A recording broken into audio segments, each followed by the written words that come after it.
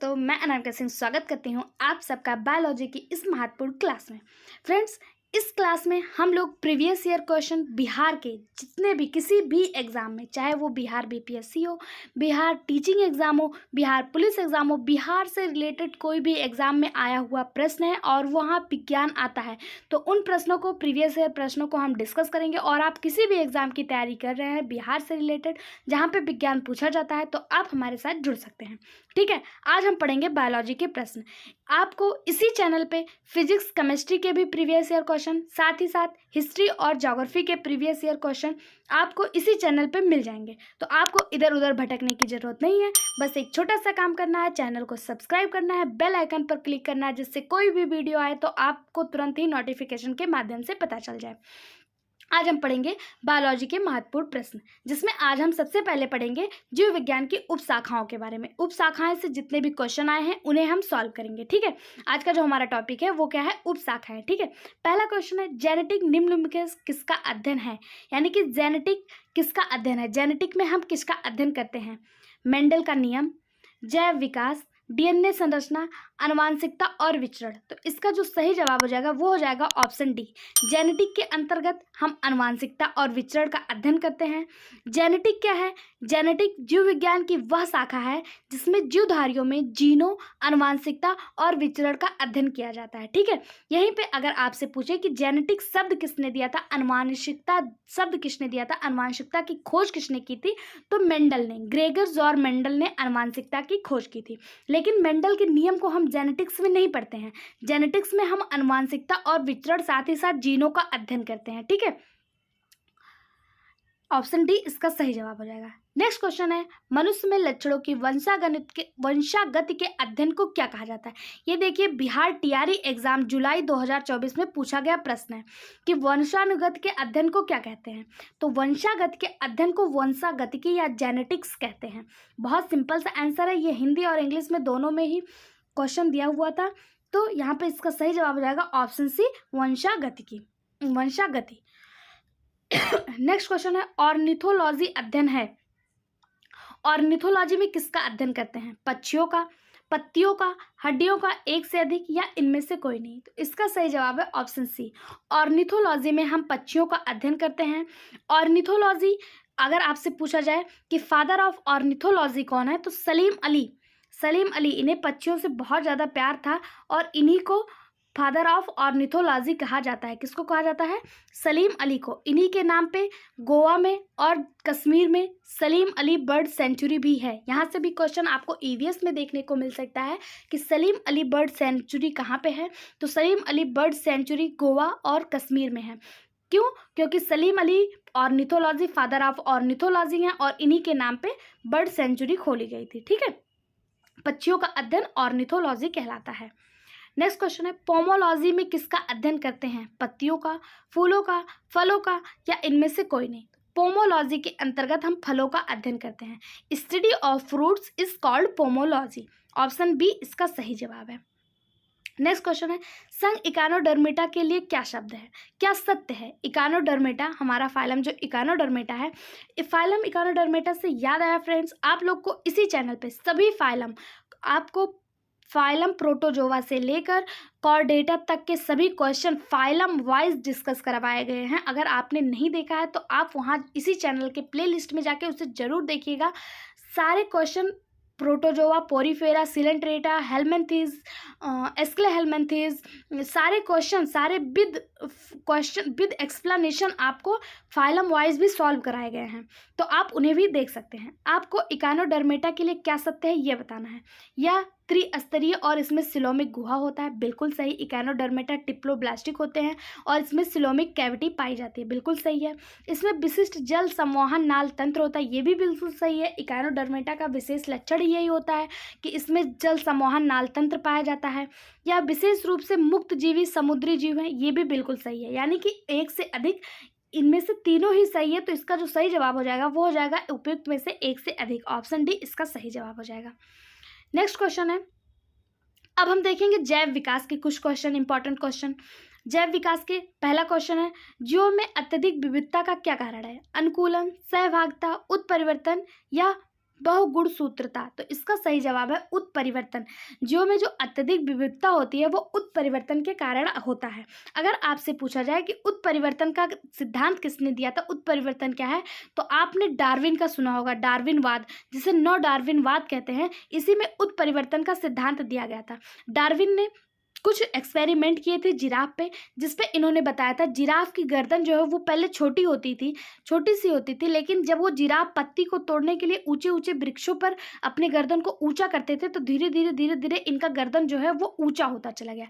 इसी सिद्धांत को उत्परिवर्तन का सिद्धांत कहा जाता है। ठीक है, नेक्स्ट क्वेश्चन है, वर्तमान प्रमाण के अनुसार पृथ्वी पर जीवों का उद्गम 2 लाख वर्ष पूर्व हुआ है। इस युग में प्रोटोजोआ, शैवाल और जीवाणु थे। कितने थे? तो देखिए, इस ऑप्शन के अनुसार इनमें से कोई सही नहीं दिया हुआ है, क्योंकि प्रोटोजोआ, शैवाल और जीवाणु जो थे वो 2.3 अरब वर्ष पूर्व के माने जाते हैं। इनका जो उद्भव है वो 2.3 अरब वर्ष पूर्व माना जाता है। ठीक है, तो इसको स्टार मार्क किया गया, यानी कि सबको इसका जो मार्क है वो सबको मिल गया होगा। ठीक, नेक्स्ट क्वेश्चन है, आधुनिक समय का पूर्वज है। आधुनिक समय का पूर्वज कौन है? तो क्रो मैग्नॉन मानव जो है वो आधुनिक समय का पूर्वज माना जाता है। क्यों माना जाता है? क्योंकि ये अब के जो ह्यूमन है, अब के जो मानव है, उससे ये मिलता जुलता है। इसके जो लक्षण हैं वो अब के मानव से मिलते जुलते हैं। कौन कौन से लक्षण मिलते हैं? तो देखिए, अब के मानव लगभग 6 फुट लंबे होते हैं, तो ये भी लगभग 6 फुट लंबा था और पूरा सीधा खड़े होकर चलता था। कौन? क्रो मैग्नॉन मानव। इसीलिए इसको आधुनिक मानव का पूर्वज कहा जाता है। ये रहते कहाँ थे? तो ये जो है अस्थि औजारों का प्रयोग करते थे, पाषाण युग में रहते थे। पाषाण युग में इनका जो पाषाण युग में इनके अस्थि देखने को मिले हैं, पाषाण युग से संबंधित हैं। ये पशुओं के खाल को सिलकर पहनते थे, गुफाओं में रहते थे, गुफाओं की दीवारों पर चित्रभित्ति करते थे और ये जो है औजारों का प्रयोग करते थे। ठीक है, क्रो मैग्नॉन मानव यही आज के पूर्वज माने जाते हैं, आज के मानव के पूर्वज माने जाते हैं। नेक्स्ट क्वेश्चन है, विकास का मुख्य कारण क्या है? विकास का मुख्य कारण क्या है? तो प्राकृतिक वरण, जो प्राकृतिक वरण है ये विकास का मुख्य कारण है। कैसे? मनुष्य जो होता है वो प्राकृतिक चेंज के कारण कुछ नई नई चीज़ों का खोज करता रहता है, नई नई चीज़ों का डिस्कवरी करता रहता है, तो प्राकृतिक वरण से ही विकास होता है। ठीक है, ऑप्शन डी इसका सही जवाब हो जाएगा। नेक्स्ट क्वेश्चन है, विकास का कारण है, विकास का कारण पीढ़ी से पीढ़ी अनुकूलन। ऑप्शन सी इसका सही जवाब हो जाएगा। विकास का कारण क्या है? पीढ़ी से पीढ़ी अनुकूलन, इसका सही जवाब हो जाएगा। विकास के सर्वाधिक मान्य सिद्धांत को विकास का संश्लेषणात्मक सिद्धांत के नाम से जाना जाता है। अगर आपसे पूछ लिया जाए तो विकास का सर्वाधिक मान्य सिद्धांत है उसे क्या कहते हैं, तो उसे विकास का संश्लेषणात्मक सिद्धांत भी कहा जाता है। ठीक है, नेक्स्ट क्वेश्चन है, जहाँ जीव रहता है उस सटीक जगह को क्या कहते हैं? जीव जहाँ रहता है उसको क्या कहते हैं? आवास, परितंत्र, नीचे निकेत जिसे नीच कहा जाता है, या फिर बायोम। तो इसका जो सही जवाब हो जाएगा वो हो जाएगा आवास या हैबिटाट। इसे यहाँ पे जो मनुष्य रहता है उसे हैबिटाट या आवास कहा जाता है, जहाँ पे जीव रहता है। ऑप्शन ए इसका सही जवाब हो जाएगा। ठीक है, नेक्स्ट क्वेश्चन है, आर्कियोपेट्रिक्स क्या है? ये बहुत ज़्यादा पूछा गया प्रश्न है। ये देखिए बीपीएससी प्री में पूछा गया क्वेश्चन है और ये बहुत सारे एग्जाम में ये क्वेश्चन देखने को मिला कि आर्कियोपेट्रिक्स क्या है। तो आपको बता दें, जुरासिक युग का सर्व पुरातन पक्षी है आर्कियोपेट्रिक्स। यही आर्कियोपेट्रिक्स आपका बर्ड्स और रेप्टाइल्स यानी कि सरीसृप और बर्ड्स दोनों के बीच की कड़ी भी मानी जाती है। अगर आपसे प्रश्न ऐसे दे दे कि पक्षी और सरीसृप दोनों के बीच की कड़ी क्या है, तो आर्कियोपेट्रिक्स ही है। ठीक है, और ये किस युग में पाया जाता है? तो ये जुरासिक युग का पक्षी है। ठीक है, इसमें सरीसृप और बर्ड दोनों के लक्षण देखने को मिले हैं। किस युग से संबंधित है? तो ये जुरासिक युग से संबंधित है। ऑप्शन ए इसका सही जवाब हो जाएगा। नेक्स्ट क्वेश्चन है, वह जानवर जो मुख्यतः मांस खाता है क्या कहलाता है? देखिए, ये बीपीएससी में पूछा गया प्रश्न है और यहाँ पे इसका हिंदी ट्रांसलेशन नहीं दिया हुआ है। ओमनीवोरस, कॉर्निवोरस, हॉर्बीवोरस तीनों आपके इंग्लिश के वर्ड हैं, इसका हिंदी ट्रांसलेशन नहीं दिया, इसीलिए कहा जाता है आपको सिर्फ हिंदी में नहीं पढ़ना है, थोड़ा बहुत इंग्लिश का भी नॉलेज होना चाहिए। वह जानवर जो मांस खाता है वो मांसाहारी कहलाता है, हर किसी को पता है, लेकिन मांसाहारी आपको ऑप्शन में ही नहीं दिया था। तो मांसाहारी को इंग्लिश में कॉर्निवोरस कहा जाता है। तो इसका जो सही जवाब हो जाएगा वो हो जाएगा ऑप्शन बी, कॉर्निवोरस। ठीक, मांस खाने वाला जीव मांसाहारी या कॉर्निवोरस होता है। नेक्स्ट क्वेश्चन है, निम्नलिखित में से कौन सा गर्म खून का प्राणी है? टोड, दादुर जिस मेढक में आता है, एम्फीबियंस में आता है, मगरमच्छ, जो आपका रेप्टाइल्स में आता है, मछली जो आपका पिसीज वर्ग में आता है, एक से अधिक या इनमें से कोई नहीं। तो गर्म खून के जो प्राणी होते हैं उन्हें याद करने का ट्रिक होता है WBM से। WBM से हम इसको याद कर सकते हैं। W से वार्म हो गया, B से बर्ड हो गया, M से मैमल हो गया। जो वार्म ब्लडेड होते हैं, जो गर्म ब्लडेड होते हैं, वो बर्ड होते हैं और मैमल होते हैं। इसके अलावा कोई भी गर्म ब्लडेड नहीं पाया जाता, वार्म ब्लडेड गर्म खून वाला नहीं पाया जाता। तो मेढक आपका एम्फीबियंस है, इसमें भी गर्म खून नहीं पाया जाता। मगरमच्छ आपका रेप्टाइल्स है, इसमें भी गर्म खून नहीं पाया जाता। मछली आपका पिसीज वर्ग में आता है, इसमें भी गर्म खून नहीं पाया जाता है। वार्म ब्लडेड में केवल बर्ड्स और मैमल्स आते हैं। तो इसमें से कोई भी ऑप्शन नहीं दिया, तो इसका सही जवाब हो जाएगा ऑप्शन ई, उपयुक्त में से कोई नहीं। ठीक, WBM से आप इसको याद कर सकते हैं। अब हम वर्गीकी के कुछ इंपॉर्टेंट क्वेश्चन देखेंगे जो हमारे प्रीवियस ईयर एग्जाम में आ चुके हैं। पहला क्वेश्चन है, लाइकेन में एक क्लोरोफिल युक्त पार्टनर एक साथ रहते हैं, शैवाल और कवक। जो लाइकेन होता है वो किससे मिलकर बना होता है, बेसिकली यही पूछा जा रहा है। शैवाल और कवक, कवक और बैक्टीरिया, शैवाल और वायरस। तो इसका जो सही जवाब हो जाएगा वो हो जाएगा ऑप्शन ए। लाइकोन जो होता है वो शैवाल और कवक आपस में मिलने से लाइकेन बनाते हैं। ये दोनों सहजीवी होते हैं, एक दूसरे को आश्रय देते हैं। कवक जो होता है वो शैवाल को आश्रय प्रदान करता है और जो शैवाल होता है वो कवक को भोजन प्रदान करता है। ये दोनों एक दूसरे के लिए हेल्पफुल होते हैं, एक दूसरे के लिए सहायक होते हैं। ठीक है, इसलिए इन्हें सहजीवी कहा जाता है। तो इसका सही जवाब हो जाएगा लाइकेन शैवाल और कवक से मिलकर बना होता है। नेक्स्ट क्वेश्चन है, निम्नलिखित में से समोहिनी पौधे को चुनिए।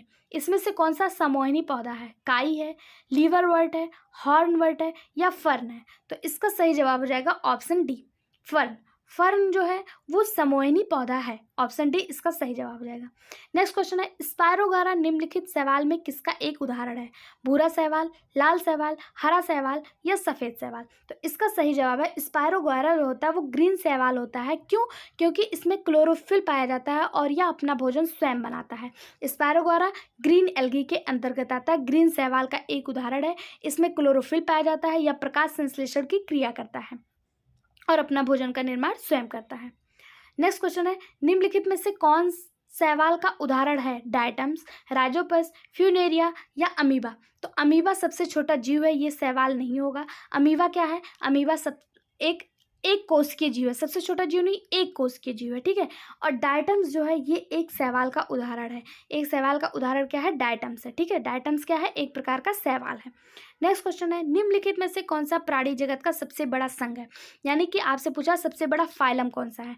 तो फाइलम आर्थ्रोपोडा ही सबसे बड़ा फाइलम होता है। इसी में सबसे ज़्यादा जीव जंतु देखे जाते हैं। अभी तक जितने भी जीव जंतुओं की खोज हुई है, सबसे ज़्यादा जीव जंतु फाइलम आर्थ्रोपोडा में ही रखे गए हैं। फाइलम आर्थ्रोपोडा के इंपॉर्टेंट क्वेश्चन अगर आप पढ़ना चाहते हैं तो हमारे इसी चैनल के प्ले लिस्ट में जाकर आप फाइलम आर्थ्रोपोडा के या किसी भी फाइलम के इंपॉर्टेंट क्वेश्चन आप पढ़ सकते हैं, जिसमें phylum wise important question discuss किए हुए हैं PGT लेवल तक के। ठीक है, तो आप उन्हें भी देख सकते हैं। फाइलम आर्थ्रोपोडा सबसे बड़ा संघ होता है। ठीक है, इसमें जो है लगभग जितनी भी प्रजातियां पाई गई हैं उसमें से 2/3 प्रजातियां केवल फाइलम आर्थ्रोपोडा में ही हैं, बाकी सभी फाइलम की 2/3 प्रजातियां फाइलम आर्थ्रोपोडा में, इसलिए ये सबसे बड़ा फाइलम है, सबसे बड़ा संघ है।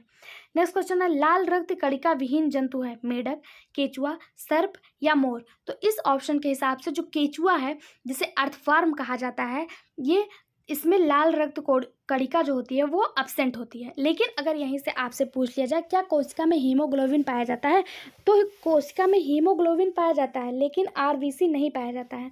RBC नहीं पाया जाता लेकिन हीमोग्लोबिन पाया जाता है। कैसे, क्योंकि हीमोग्लोबिन तो RBC में ही होता है, लेकिन जो केचुआ का हीमोग्लोबिन होता है वो इसके प्लाज्मा में डिजॉल्व होता है। ठीक है, तो इसमें हीमोग्लोबिन पाया जाता है लेकिन RBC नहीं पाई जाती है। तो लाल रक्त कणिका विहीन जंतु कौन सा है, केचुआ है। ठीक है, ऑप्शन बी इसका सही जवाब हो जाएगा, जिसे अर्थवर्म कहा जाता है। नेक्स्ट क्वेश्चन है, सबसे छोटा जीव जो स्वयं विकास एवं प्रजनन करने में सक्षम है, विषाणु है, जीवाणु है, माइकोप्लाज्मा है या बैक्टीरियोफेज है। तो इसका जो सही जवाब हो जाएगा वो हो जाएगा माइकोप्लाज्मा। माइकोप्लाज्मा जिसे PPLO के नाम से जाना जाता है, इसे PPLO कहा जाता है या LO, PPLO, pleuropneumonia like organism. इसका फुल फॉर्म होता है प्लूरोनिमोनिया लाइक ऑर्गेनिज्म, PPLO, या पृथ्वी पर पाया जाने वाला सबसे छोटा जीव है। वहीं पे अगर आपसे इससे ऐसे भी क्वेश्चन पूछ सकता है कि सबसे छोटी कोशिका किस में पाई जाती है, सबसे छोटा सेल किस में पाया जाता है, तो इसी माइकोप्लाज्मा का जो सेल होता है वो सबसे छोटा सेल होता है। सबसे छोटी कोशिका माइकोप्लाज्मा में पाई जाती है 0.02 माइक्रोन के बराबर। वहीं पे अगर आपसे पूछ लिया जाए सबसे बड़ी कोशिका किस में पाई जाती है, तो शुतुरमुर्ग के अंडे में सबसे बड़ी कोशिका पाई जाती है। मेरा आपसे एक क्वेश्चन है कि सबसे लंबी कोशिका किसकी होती है, ये कमेंट बॉक्स में कमेंट करके आप मुझे बताइएगा। सबसे छोटी कोशिका माइकोप्लाज्मा की होती है, सबसे बड़ी कोशिका शुतुरमुर्ग के अंडे में पाई जाती है, सबसे लंबी कोशिका कहाँ पाई जाती है, ये आप कमेंट बॉक्स में कमेंट करके हमें बताइएगा। ठीक है, नेक्स्ट क्वेश्चन है कवक पौधे में नहीं पाया जाता है। कवक में क्या नहीं पाया जाता, ऑक्सीजन, कार्बन डाइऑक्साइड, पर्णहरित या सूर्य का प्रकाश। तो आपको बता दें जो कवक होता है इसमें क्लोरोफिल या पर्णहरित नहीं पाया जाता है। कवक जो होता है इसका रंग हरा नहीं होता है, यह प्रकाश संश्लेषण नहीं करता है, ये जो है इसमें क्लोरोफिल नहीं पाया जाता, ये प्लांट के अंतर्गत नहीं रखा जाता, इसका स्पेशली एक अलग अपना ब्रांच है, फाइलम फंगाई के अंतर्गत रखा जाता है, इसमें क्लोरोफिल नहीं पाया जाता है। नेक्स्ट क्वेश्चन है शैवाल और कवक के मिलने से लाइकेन बनता है, जिसे क्या कहते हैं। अभी हम लोगों ने ऊपर पढ़ा था कि शैवाल और कवक जब आपस में मिलते हैं तो वो लाइकेन बनता है, जिससे कवक जो होता है शैवाल को अपने ऊपर आश्रय प्रदान करता है और शैवाल कवक को भोजन प्रदान करता है। तो जब दोनों एक दूसरे को सहयोग करते हैं, एक दूसरे की सहायता करते हैं, तो उसे म्यूटिलिज्म कहा जाता है, या हिंदी में इसे सहभागिता कहा जाता है। हिंदी ना देकर यहाँ पे इंग्लिश का वर्ड है और ये एग्जाम में आया हुआ क्वेश्चन है जहाँ पे हिंदी नहीं दिया गया था, तो ये क्या कहलाएगा, म्यूटिलिज्म कहलाया जाएगा। ऑप्शन बी इसका सही जवाब हो जाएगा। म्यूटिलिज्म जब दोनों एक दूसरे को लाभान्वित करते हैं, दोनों को एक दूसरे से लाभ होता है, तो वह म्यूटिलिज्म के अंतर्गत आता है। ठीक है, नेक्स्ट क्वेश्चन है जल से बाहर निकालने पर मछलियां मर जाती हैं क्योंकि उन्हें ऑक्सीजन अधिक मात्रा में प्राप्त होता है, उनका शारीरिक ताप बढ़ जाता है, वे सांस नहीं ले पाती हैं, वे जल में नहीं चल पाती हैं। इसका जो सही जवाब हो जाएगा वो हो जाएगा वे सांस नहीं ले पाती हैं। सोचने वाली बात है, जो जल होता है और जो हमारा वायुमंडल होता है, वायुमंडल में ऑक्सीजन की मात्रा लगभग 20% होती है, लेकिन जल में तो ऑक्सीजन की मात्रा कम होती है, फिर भी जो मछलियां हैं वो जल से बाहर निकलने पर मर जाती हैं। क्यों पता है क्यों? क्योंकि जो मछलियाँ होती हैं उनमें हमारी तरह लंग्स नहीं पाए जाते हैं, फेफड़े नहीं पाए जाते हैं। मछलियाँ बाया गिल्स के गलफड़ों के माध्यम से श्वसन करती हैं, रिस्पायरेशन करती हैं, और जो वाटर होता है, जो जल होता है, मछलियाँ जो होती हैं लगातार जल को बुलबुले के रूप में परिवर्तित करती हैं, और इसी बुलबुले में वो डिज़ोल्व ऑक्सीजन को, इसी बुलबुले के माध्यम से डिज़ोल्व ऑक्सीजन को, घुलित ऑक्सीजन को, वो ऑक्सीजन जो जल में डिज़ोल्व हो गया, जो घुलित है, इसी बुलबुले को वो मुंह में लेती रहती हैं और छोड़ती रहती हैं। ऑक्सीजन लेती हैं फिर पानी छोड़ देती हैं, ऑक्सीजन लेती हैं फिर पानी छोड़ देती हैं। लेकिन जब मछलियों को जल से बाहर निकाल लिया जाता है तो वो डिज़ोल्व ऑक्सीजन नहीं ले पाती हैं। मछलियाँ जो है वो डायरेक्ट ऑक्सीजन नहीं ग्रहण कर पाती, उन्हें डिज़ोल्व ऑक्सीजन चाहिए, और बाहर इन्वायरमेंट में उन्हें डिज़ोल्व ऑक्सीजन नहीं मिलता है, इसलिए वो तुरंत मर जाती हैं, वो सांस नहीं ले पाती हैं। ऑप्शन सी इसका सही जवाब हो जाएगा। नेक्स्ट क्वेश्चन है मधुमक्खी कॉलोनी के सदस्य एक दूसरे को किस प्रकार पहचानते हैं, गंध से, दृश्य से, नृत्य से या स्पर्श से। तो आपको बता दें जो मधुमक्खियाँ होती हैं वो एक दूसरे को गंध के माध्यम से पहचानती हैं। यहाँ से एक क्वेश्चन और बनता है कि जो मधुमक्खियाँ होती हैं वो अपने एक दूसरे को भोजन कहाँ पे है, खाना कहाँ पे मिलेगा, वो उसका संकेत कैसे देती हैं, तो नृत्य के माध्यम से देती हैं। मधुमक्खियाँ एक दूसरे को भोजन का संकेत नृत्य के माध्यम से देती हैं। वहीं पे पूछ लिया जाए कि वो एक दूसरे को पहचानती कैसे, अपने कॉलोनी के सदस्यों को कैसे पहचानती हैं, तो गंध के माध्यम से पहचानते हैं। लेकिन भोजन का उन्हें कैसे संदेश देती हैं, तो नृत्य के माध्यम से देते हैं, डांस के माध्यम से, जिसे वैगल डांस कहा जाता है। मधुमक्खियाँ जो है वो वैगल डांस के माध्यम से भोजन का संदेश देती हैं। ठीक है, यहाँ पे क्या पूछा है कि अपने कॉलोनी के सदस्य को पहचानती कैसे, तो गंध के माध्यम से पहचानती हैं। ऑप्शन ए इसका सही जवाब हो जाएगा। नेक्स्ट क्वेश्चन है डॉल्फिन वर्गीकृत किए जाते हैं। डॉल्फिन एक प्रकार की मछली है, लेकिन इसको स्तनी के अंतर्गत रखा है, मैमल्स के अंतर्गत रखा गया है। क्यों? मैमल्स के अंतर्गत वे सभी जीव रखे जाते हैं जो अंडे को जन्म ना देकर डायरेक्ट बच्चे को जन्म देते हैं, और उसमें मैमरी ग्लैंड पाई जाती है, दुग्ध ग्रंथियाँ पाई जाती हैं। तो डॉल्फिन जो है ये मछली तो है, लेकिन ये बच्चे को जन्म देती है और इसमें दुग्ध ग्रंथियाँ पाई जाती हैं, इसलिए इसको मैमल्स के अंतर्गत रखा जाता है। ठीक है, डॉल्फिन की कई प्रजातियाँ हैं, जिसमें जो गंगा डॉल्फिन है वो भारत का राष्ट्रीय जलीय जीव है। आपसे पूछ लिया जाए भारत का राष्ट्रीय जलीय जीव क्या है, तो गंगा डॉल्फिन भारत का राष्ट्रीय जलीय जीव है, और ये एक प्रकार की स्तनी है। नेक्स्ट क्वेश्चन है मेढक और टोड निम्नलिखित में से किस उभयचर के उदाहरण हैं। मेढक और टोड किस उभयचर, उभयचर को कई भागों में बांटा गया है, उसके सब यूनिट्स हैं, कौन कौन से हैं, ये आप हमारे एम्फीबियंस वाले क्लास में जाके देख सकते हैं। अगर आप लोगों ने नहीं देखा है तो आप उसे देख सकते हैं, उसमें बहुत विस्तृत से मैंने आप लोगों को समझाया है। यहाँ पे फिलहाल आपको मेढक और टोड बताना है कि किस उभयचर के अंतर्गत आते हैं, तो एनूरा के अंतर्गत आते हैं। मेढक और टोड एनूरा के अंतर्गत आते हैं, सब क्लास एनूरा के अंतर्गत आते हैं। क्यों?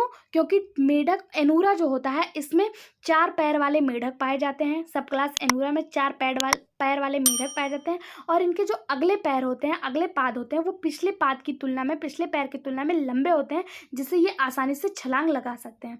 तो मेढक और टोड एनूरा क्लास के अंतर्गत, सब क्लास के अंतर्गत आते हैं, क्लास एम्फीबियंस और सब क्लास एनूरा में आते हैं। नेक्स्ट क्वेश्चन है ब्रायोफाइटा में बीजाणु मात्र कोशिकाएं होती हैं, अगुणित, द्विगुणित, त्रिगुणित, एक से अधिक या कोई नहीं। तो इसका सही जवाब हो जाएगा द्विगुणित। ब्रायोफाइटा में जो बीजाणु मात्र कोशिकाएं होती हैं वो द्विगुणित होती हैं। अब हम कोशिका के कुछ इंपॉर्टेंट क्वेश्चन पढ़ेंगे।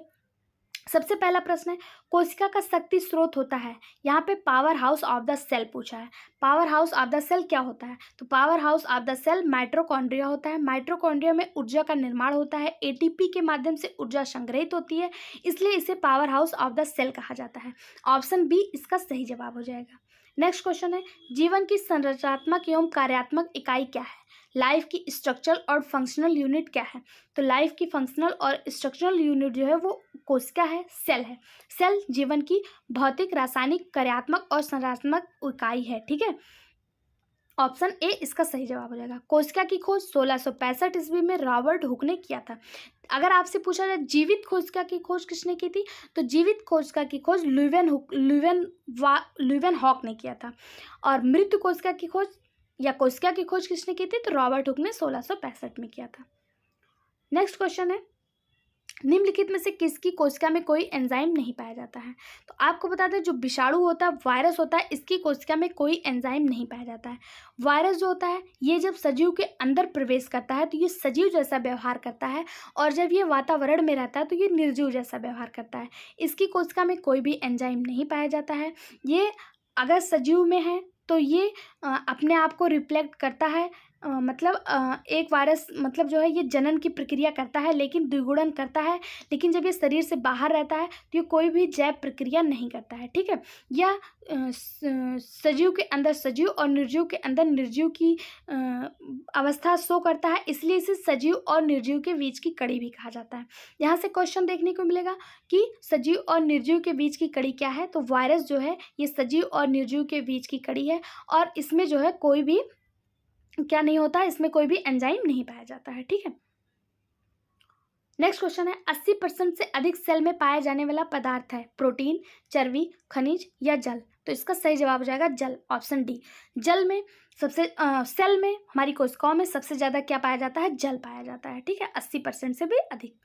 नेक्स्ट क्वेश्चन है निम्नलिखित में से कौन से आम के और बंदर के दोनों में पाया जाता है? यानी कि आपको यहाँ पे ऑर्गेनेल्स दिया हुआ है, पूछा कौन सा ऐसा ऑर्गेनेल्स है जो मैंगो और बंदर दोनों में पाया जाता है। यानी कि आपको यहाँ से सिंपल से पूछा है कि कौन सा ऐसा ऑर्गेनेल्स है जो प्लांट सेल और एनिमल सेल दोनों में पाया जाता है। आम यानी प्लांट सेल, बंदर यानी एनिमल सेल, दोनों में पाया जाता है। तो क्लोरोप्लास्ट आपका प्लांट सेल में पाया जाता है, ये एनिमल सेल में नहीं पाया जाता है। सेंट्रियोल भी प्लांट सेल में पाया जाता है, ये एनिमल सेल में नहीं पाया जाता है। सेल वॉल भी प्लांट सेल की स्पेशल पहचान है, जबकि कोशिका भित्ति जो होती है, प्लाज्मा मेम्ब्रेन जो होता है, सेल मेम्ब्रेन जो होता है, ये आपका सेल वॉल प्लांट सेल और एनिमल सेल दोनों में देखने को मिलता है। तो ऑप्शन डी इसका सही जवाब हो जाएगा, कोशिका झिल्ली, सेल वॉल, सेल मेम्ब्रेन। ठीक है, ऑप्शन डी इसका सही जवाब हो जाएगा।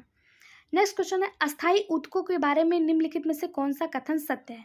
वे तेजी से कोशिका विभाजन करने में सक्षम होते हैं, वे केवल युवा पौधों में पाए जाते हैं, वे विभाजित करने की क्षमता खो देते हैं, एक से अधिक या इनमें से कोई नहीं। तो जो अस्थायी ऊतक होते हैं वो विभाजन करने की क्षमता खो देते हैं, वो विभाजित नहीं होते हैं। ऑप्शन सी इसका सही जवाब हो जाएगा कि वो विभाजन करने की क्षमता खो देते हैं। अगला क्वेश्चन है पौधे एवं पशु कोशिकाओं में अंतर निम्नलिखित में से किस संरचना के कारण होता है? नाभिक, एंजाइम, कोशिका भित्ति, एक से अधिक या इनमें से कोई नहीं। तो आपको बता दें जो प्लांट सेल होता है और एनिमल सेल होता है उसमें सबसे बड़ा डिफरेंस होता है सेल वाल का। सेल वाल जो होता है वो प्लांट सेल में पाया जाता है लेकिन एनिमल सेल में नहीं पाया जाता है। तो ऑप्शन सी इसका सही जवाब हो जाएगा, कोशिका भित्ति सेल वाल। ठीक। आहार नाल का कौन सा भाग यकृत से पित्त प्राप्त करता है? यहाँ से आपसे पूछा है कि एलिमेंट्री कैनाल का वो कौन सा भाग है जो यकृत से यानी कि लीवर से पित्त प्राप्त करता है यानी कि बाइल प्राप्त करता है। ऑप्शन दिया हुआ है पेट, ओसोफेगस, छोटी आंत या बड़ी आंत। स्टमक, ओसोफेगस, स्मॉल इंटेस्टाइन या लार्ज इंटेस्टाइन। इसका जो सही जवाब है वो हो जाएगा ऑप्शन सी। ऑप्शन सी इसका सही जवाब है कि छोटी आंत अर्थात स्मॉल इंटेस्टाइन ये जो होता है ये लीवर से पित्त प्राप्त करता है। ठीक है। नेक्स्ट क्वेश्चन है निम्नलिखित में से कौन सी अंतःस्रावी ग्रंथि नहीं है? यहाँ पे आपको 3 ग्रंथियां दी हुई हैं और पूछा है कि इनमें से कौन सी वो ग्रंथि है जो अंतःस्रावी नहीं है, एंडोक्राइन नहीं है। Thyroid gland, pituitary gland, lacrimal gland, एक से अधिक या इनमें से कोई नहीं। इसका जो सही जवाब है वो हो जाएगा लैक्रिमल ग्लैंड। थायराइड ग्लैंड और पिट्यूटरी ग्लैंड ये दोनों आपकी एंडोक्राइन ग्लैंड है अर्थात अंतःस्रावी ग्रंथियां हैं। वहीं बात करें लैक्रिमल ग्लैंड की जिससे आंसू निकलता है, इसे अश्रु ग्रंथि भी कहते हैं। क्या कहते हैं? अश्रु ग्रंथि भी कहते हैं। और इससे आंसू निकलता है, टीयर निकलता है, ये आपका एक्सोक्राइन ग्लैंड है ना कि इंडोक्राइन, अर्थात ये बाह्यस्रावी ग्रंथि है, अंतःस्रावी ग्रंथि नहीं है लैक्रिमल ग्लैंड। ऑप्शन सी इसका सही जवाब हो जाएगा। ये आप यहाँ पे देखिए बीपीएससी टीआरई 3 जुलाई 2024 में पूछा गया प्रश्न है। इससे आप अंदाज़ा लगा सकते हैं कि ये प्रीवियस ईयर क्वेश्चन है और आपके लिए कितना ज़्यादा इंपॉर्टेंट होगा। तो आप वीडियो को लाइक कर दीजिए और लास्ट तक बने रहिए, चैनल को सब्सक्राइब करना बिल्कुल मत भूलिए। अगला क्वेश्चन है निम्नलिखित में से जीव के स्वाद नहीं है, मतलब यहाँ पे आपको 7 स्वाद दिए हुए हैं और इसमें से पूछा है कौन सा जीव का स्वाद नहीं है। पहला दिया मीठा, कड़वा, नमकीन, मसालेदार, उमामी, खट्टा और तीखा। तो आपको बता दें जो हमारा जीव होता है, जो हमारी टंग होती है, कुछ इस संरचना की होती है, यू के आकार की होती है। इसके जो सबसे अपर पॉइंट पे होता है यहाँ पे आपका स्वीट स्वाद पाया जाता है अर्थात मीठा स्वाद पाया जाता है। और जो सबसे लास्ट में होता है यहाँ पे बिटर पाया जाता है अर्थात कड़वा पाया जाता है। और इधर जो होता है आपका साल्टी और सौरो पाया जाता है यानी कि खट्टा और नमकीन पाया जाता है। मीठा हो गया, मीठा आपका सही जवाब हो गया, मीठा पाया जाता है। कड़वा पाया जाता है लास्ट वाले पार्ट में। नमकीन पाया जाता है कि नहीं? एक मिनट रुकिए। यहाँ पे मीठा पाया जाता है, मीठा, और यहाँ पे खट्टा पाया जाता है, यहाँ पे नमकीन पाया जाता है, इस वाले भाग में कड़वा पाया जाता है और जो बीच वाला पोर्शन होता है इसे उमामी कहते हैं। यहाँ पे उमामी यानी कि सारे फ्लेवर जो होते हैं यहाँ पे मिक्स होते हैं, इसलिए इसको उमामी कहा जाता है। तो जो आपको ऑप्शन दिया हुआ है इस ऑप्शन के अकॉर्डिंग आपका कौन सा नहीं पाया जाता बताना है, आपको ऑप्शन में बताना है कौन सा नहीं पाया जाता है। तो मीठा पाया जाता है, कड़वा भी पाया जाता है, नमकीन पाया जाता है, मसालेदार जैसा कोई भी स्वाद आपके जीभ पे कोई भी ग्लैंड मसालेदार का अनुभव नहीं कराती है। उमामी बीच वाले भाग में पाया जाता है, खट्टा पाया जाता है, तीखा भी नहीं होता, तीखा नहीं होता, कड़वा होता है, कड़वे की ग्लैंड होती है लेकिन तीखे के लिए कोई ग्लैंड नहीं होती है। अर्थात चौथा और सातवां यानी कि मसालेदार और तीखा जैसा हमारे जीभ में कुछ नहीं होता है। ठीक है, तो इसका जो सही जवाब हो जाएगा वो हो जाएगा ऑप्शन डी 4 और 7, मसालेदार और तीखा। हमारे जो जीभ होती है इसमें मीठे की ग्रंथि पाई जाती है, कड़वा पाया जाता है, मीठा सबसे अपर भाग पे देखने को मिलेगा, फिर खट्टा मिलेगा, फिर नमकीन मिलेगा, फिर यहाँ पीछे के साइड आपको कड़वा मिलेगा और बीच में उमामी पाया जाता है। यहाँ पे खट्टा और यहाँ पे नमकीन, दोनों साइड में यहाँ पे खट्टा और दोनों साइड में नमकीन और बीच में उमामी पाया जाता है। आगे के पोर्शन पे टिप पोर्शन पे मीठा पाया जाता है और लास्ट में कड़वा पाया जाता है। ठीक है, तो लेकिन मसालेदार और तीखा जैसा कोई भी पोर्शन नहीं पाया जाता है। जो हम लोग दवा निगलते हैं ना, हम लोग लास्ट वाले पोर्शन पे रखते हैं और निगल लेते हैं, सोचते हैं कि हमको खट्टा नहीं लगेगा, लेकिन यहाँ पे लगाने पे जो है इसका जो सही जवाब हो जाएगा वो हो जाएगा ऑप्शन 4 यानी कि मसालेदार और तीखा। हमारे जीभ में 2 ग्रंथियाँ, 2 स्वाद ग्रंथियाँ नहीं पाई जाती हैं। नेक्स्ट क्वेश्चन है गेहूं निम्नलिखित में से कौन सा मुख्यतः कार्बोहाइड्रेट है? यहाँ पे आपको बताना है कि कौन सा इसमें कार्बोहाइड्रेट है। गेहूं है, जौ है, चावल है या मक्का है। ये देखिए बीपीएससी 63 बीपीएससी 2017 प्री में पूछा गया क्वेश्चन है और बीपीएससी हमेशा प्रीवियस ईयर क्वेश्चन से क्वेश्चन रिपीट करके पूछता है, इसलिए प्रीवियस ईयर क्वेश्चन बहुत ज़्यादा जरूरी है। और प्रीवियस ईयर क्वेश्चन आपके लिए हिस्ट्री, ज्योग्राफी, साइंस के सारे प्रीवियस ईयर क्वेश्चन इसी चैनल पे करवाए जा रहे हैं। तो आप चैनल को सब्सक्राइब कर लीजिए, बेल आइकन पर क्लिक कर लीजिए और वीडियो को लाइक कर दीजिए। इसमें पूछा है कि कौन सा कार्बोहाइड्रेट है, गेहूं, जौ, चावल या मक्का। तो आपको बता दें जो उपयुक्त इसमें से जो विकल्प है, इसमें से चावल जो है ये कार्बोहाइड्रेट का मुख्य स्रोत है। क्या है? चावल कार्बोहाइड्रेट का मुख्य स्रोत है। ठीक है, चावल जो होता है, अगर आप 100 ग्राम चावल लेते हैं, 100 ग्राम चावल, तो इसमें आपको 25.5 ग्राम कार्बोहाइड्रेट की मात्रा देखने को मिलेगी। 100 ग्राम चावल में कितना कार्बोहाइड्रेट मिलेगा? 25.5 ग्राम कार्बोहाइड्रेट की मात्रा देखने को मिलेगी। ठीक है, नेक्स्ट क्वेश्चन है, मानव शरीर में होता है, मानव शरीर में क्या होता है? लगभग 70% पानी, 20 से 30% पानी, 10 से 20% पानी या 30 से 40% पानी। तो आपको बता दें जो ह्यूमन बॉडी होती है उसमें 70 से 75% जो होता है वो वाटर होता है। ठीक है, 70 से 75% जो होता है वो जल होता है। हमारे शरीर का अधिकांश भाग जल से मिलकर बना हुआ, वाटर से मिलकर बना हुआ है। तो ऑप्शन ए इसका सही जवाब हो जाएगा। हमारे शरीर में सबसे ज़्यादा जो मात्रा देखने को मिलती है वो जल की ही देखने को मिलती है। वो 70 से 75% जो होता है वो पानी ही पाया जाता है। ऑप्शन ए इसका सही जवाब हो जाएगा। अगला क्वेश्चन है, पेलाग्रा निम्नलिखित में से किस विटामिन की कमी के कारण होता है? Vitamin A, vitamin D, vitamin B3 या B1।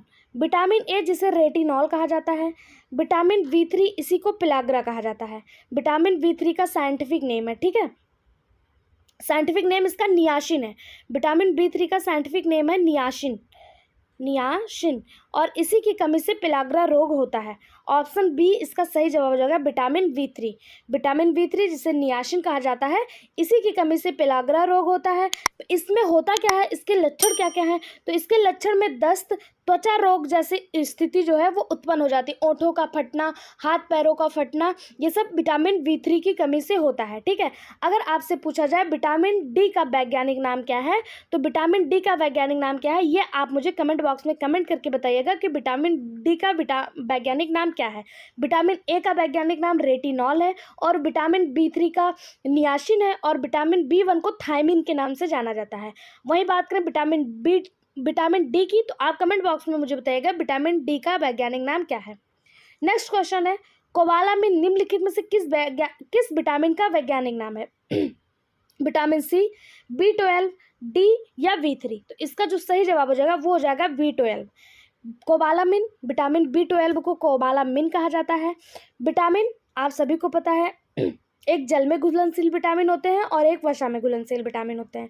वसा में घुलनशील विटामिन को याद करने का जो ट्रिक होता है वो होता है कीड़ा, KEDA, कीड़ा से आप याद कर सकते हैं। ये वसा में घुलनशील विटामिन होते हैं। और जल में घुलनशील विटामिन जो होते हैं वो होते हैं विटामिन B और विटामिन C, ये जल में घुलनशील विटामिन होते हैं। यहाँ से पूछा है कोबालामिन किसका वैज्ञानिक नाम है, तो B12 का साइंटिफिक नेम कोबालामिन है। बात करें विटामिन विटामिन सी को स्कॉर्बिक एसिड कहा जाता है। B3 को नियासिन कहा जाता है। विटामिन B3 को नियासिन के नाम से जाना जाता है। और डी को क्या कहा जाता है ये कमेंट बॉक्स में कमेंट करके आपको बताना है। ओके, इसका सही जवाब है वो हो जाएगा ऑप्शन बी। नेक्स्ट क्वेश्चन है, विटामिन जो रक्त के थक्का बनाने में प्रभावी होता है, विटामिन ए, बी, डी या के। रक्त का थक्का किससे बनता है, ब्लड क्लॉटिंग किससे होती है, तो विटामिन के जो होता है ये शरीर में ब्लड क्लॉटिंग के लिए रिस्पॉन्सिबल होता है, रक्त का थक्का बनाने के लिए रिस्पॉन्सिबल होता है। इस विटामिन को एंटीकोआगुलेंट विटामिन भी कहा जाता है क्योंकि ये रक्त का थक्का बनाता है। ठीक है, नेक्स्ट क्वेश्चन है, निम्नलिखित में से कौन सा विटामिन प्रतिस्कंद विषयों के प्रतिविष प्रतिकारक के रूप में प्रयोग किया जाता है, vitamin A, vitamin D, vitamin E, vitamin के। ये देखिए बीपीएससी प्री 2016 में पूछा गया क्वेश्चन है। इसका जो सही जवाब हो जाएगा वो हो जाएगा विटामिन के। विटामिन के प्रतिविष कारक के रूप में प्रयोग किया जाता है। ठीक है, इसे ये जो विटामिन के होता है ये रक्त का थक्का जमाने में भी महत्वपूर्ण योगदान निभाता है। अगला क्वेश्चन है, निम्नलिखित में से किस विटामिन को आर्गोकैल्सिफेरॉल कहते हैं। देखिए जो विटामिन डी होता है इसके दो भाग होते हैं, एक होता है D3, एक होता है D2, एक होता है D3। विटामिन डी के दो पार्ट होते हैं, D2 और D3। विटामिन D2 जो होता है, D2, इसे आर्गो कैल्सीफेरॉल कहते हैं, आर्गो कैल्सीफेरॉल, आर्गो कैल्सीफेरॉल। और विटामिन D3 को क्या कहते हैं, विटामिन D3 को कैल्शियो कैल्सीफेरॉल कहते हैं। D3 को कैल्शियो कैल्सीफेरॉल और D2 को आर्गो कैल्सीफेरॉल। इसको आप कैसे याद करेंगे, याद करने का एक अच्छा ट्रिक है कि D के दो भाग होते हैं, D2 और D3। D2 आपका पहले आ रहा है, D2 पहले आ रहा है, आर्गो आगे आ रहा है, इसलिए आर्गो कैल्सीफेरॉल, और बाद में आ रहा है तो कैल्शियो कैल्सीफेरॉल, ठीक है। और विटामिन डी को कैल्सीफेरॉल के नाम से जानते हैं, विटामिन D2 को आर्गो कैल्सीफेरॉल और विटामिन D3 को कैल्शियो कैल्सीफेरॉल के नाम से जानते हैं। तो इसका जो सही जवाब हो जाएगा वो हो जाएगा ऑप्शन ए, विटामिन B2 को आर्गो कैल्सीफेरॉल कहा जाता है, ठीक है। अगला क्वेश्चन है, मानव शरीर में विटामिन ए भंडारित होता है, विटामिन ए कहाँ भंडारित होता है, यकृत में, त्वचा में, फुसफुस में या वृक्क में। तो इसका जो सही जवाब है वो हो जाएगा ऑप्शन ए, यकृत में अर्थात लीवर में। लीवर में विटामिन ए जो होता है वो स्टोर होता है। हमारे शरीर में कौन से विटामिन स्टोर नहीं होते हैं, तो विटामिन बी और सी जो जल में घुलनशील विटामिन है, ये हमारे शरीर में ज़्यादा टाइम तक स्टोर नहीं होते हैं। विटामिन ए ये यकृत में स्टोर होता है, जितने भी वसा में घुलनशील विटामिन है वो हमारे शरीर के यकृत में स्टोर होते हैं। विटामिन ए का वैज्ञानिक नाम रेटिनॉल होता है, ये रतौंधी रोग के लिए जिम्मेदार होता है। विटामिन ए की कमी से जीरोप्थैलेमिया नामक रोग भी होता है और रतौंधी भी होता है, ठीक है। विटामिन ए का वैज्ञानिक नाम रेटिनॉल है। विटामिन ए हमें प्राप्त कहाँ से होता है, तो दूध से, अंडा से, मक्खन से, मछली के तेल से, गाजर से, आदि से विटामिन ए प्राप्त किया जाता है। विटामिन ए का जो सबसे अच्छा स्रोत है वो है मछली का तेल, ठीक है। मछली का तेल और गाजर विटामिन ए का सबसे अच्छा स्रोत है। बाकी दूध, मक्खन और अंडा से भी विटामिन ए प्राप्त किया जाता है। ये हमारे शरीर के जितने भी वसा में घुलनशील विटामिन है सब यकृत में स्टोर होते हैं, ओके। नेक्स्ट क्वेश्चन है, निम्नलिखित में से कौन सा युग्म सही सुमेलित नहीं है, रेटिनॉल, जीरोप्थैलेमिया, मतलब रेटिनॉल की कमी से जीरोप्थैलेमिया होता है, टोकोफेरॉल की कमी से बेरी होता है, साइनोकोबालामिन की कमी से रक्त अल्पता होता है, और आर्गो कैल्सीफेरॉल की कमी से रिकेट्स होता है। इसमें पूछा कौन सा सही सुमेलित नहीं है, ऑप्शन में आपको ध्यान से देखना है कि यहाँ पे पूछा है कौन सा सही सुमेलित नहीं है। रेटिनॉल जिसे विटामिन ए कहा जाता है, इसकी कमी से जीरोप्थैलेमिया और रतौंधी दोनों रोग होते हैं, ये बिल्कुल सही है। जीरोप्थैलेमिया और रतौंधी होता है, ये बिल्कुल सही है। टोकोफेरॉल जिसे विटामिन ई कहा जाता है, टोकोफेरॉल, इसकी कमी से बेरी नहीं होता है। बेरी जो होता है वो विटामिन B1 जिसे थायमिन कहा जाता है, उसकी कमी से बेरी होता है। विटामिन ई की कमी से बांझपन होता है। विटामिन ई जिसे टोकोफेरॉल कहा जाता है, इसकी कमी से बांझपन देखने को मिलता है, ठीक है। साइनोकोबालामिन की कमी से रक्त अल्पता होता है, और आर्गो कैल्सीफेरॉल जिसे D2 कहा जाता है, इसकी कमी से रिकेट्स होता है, ठीक है। आर्गो कैल्सीफेरॉल या फिर विटामिन डी का जो सबसे अच्छा स्रोत है वो सूर्य का प्रकाश है, सनलाइट है, ओके। इसमें जो गलत सही जवाब है वो हो जाएगा ऑप्शन बी, टोकोफेरॉल की कमी से बेरी नहीं होता, बेरी होता है B1 अर्थात थायमिन की कमी से। B1 का साइंटिफिक नेम थायमिन है, उसकी कमी से बेरी होता है। टोकोफेरॉल की कमी से बांझपन, नपुंसकता देखने को मिलता है, ओके। अगला क्वेश्चन है, निम्नलिखित में से किस युग में सही सुमेलित नहीं है। यहाँ पे भी आपको देखना है कि नहीं पूछा कौन सा सही सुमेलित नहीं है। विटामिन ए संतरा से मिलता है, विटामिन डी कार्ड यकृत तेल से मिलता है, विटामिन ई गेहूं अंकुर तेल से मिलता है, विटामिन के अल्फा से मिलता है। यहाँ से विटामिन और उसके स्रोत दिए हुए हैं, और ये 2016 में पूछा गया इंपॉर्टेंट क्वेश्चन है, BPSC प्री 2016 में पूछा गया प्रश्न है। इसका जो सही जवाब हो जाएगा वो हो जाएगा ऑप्शन ई। क्यों ऑप्शन ई हो जाएगा, क्योंकि विटामिन B1 जिसे थायमिन कहा जाता है, इसमें संतरे से नहीं प्राप्त होता। इस संतरा जो है विटामिन B1 की कमी को नहीं दूर करता है। विटामिन सी की कमी को, खट्टे फल जो होते हैं वो विटामिन सी की कमी को दूर करते हैं। और जो अल्फा होता है विटामिन के में बहुत अल्प मात्रा में पाया जाता है, बहुत ज़्यादा नहीं पाया जाता है, इसलिए डी और ए दोनों ही आपका गलत है। इसलिए इसका जो सही जवाब हो जाएगा वो हो जाएगा उपयुक्त में से एक से अधिक। अगला क्वेश्चन है, किस विटामिन में कोबाल्ट होता है, वह कौन सा विटामिन है, विटामिन B1, B2, B6 या B12। तो नाम से ही स्पष्ट है, साइनोकोबालामिन जिसे B12 कहा जाता है, साइनोकोबालामिन, इसी का B12 का साइंटिफिक नेम है साइनोकोबालामिन। विटामिन B12 में कोबाल्ट पाया जाता है, और इसीलिए क्या कहा जाता है, इसका नाम क्या है, इसका नाम जो है वो साइनोकोबालामिन है, ठीक है। विटामिन B12 का साइंटिफिक नाम साइनोकोबालामिन है, और इसमें कोबाल्ट पाया जाता है, ओके। नेक्स्ट क्वेश्चन है, विटामिन सी की कमी से क्या होता है। विटामिन सी की कमी से कौन सा रोग होता है? तो विटामिन सी की कमी से स्कर्वी रोग होता है। ऑप्शन सी इसका सही जवाब है कि विटामिन सी, जिसे आप एस्कॉर्बिक एसिड कहते हैं, इसकी कमी से स्कर्वी रोग होता है। विटामिन बी और विटामिन सी ये दोनों जल में घुलनशील विटामिन हैं और इसमें कार्बनिक यौगिक भी पाए जाते हैं, और इसकी कमी से, विटामिन सी की कमी से स्कर्वी रोग होता है। नेक्स्ट क्वेश्चन है, यकृत में भंडारित होते हैं। अब देखिए यहाँ पे वही पूछा है कि वसा में घुलनशील जो विटामिन होते हैं वो सारे यकृत में भंडारित होते हैं।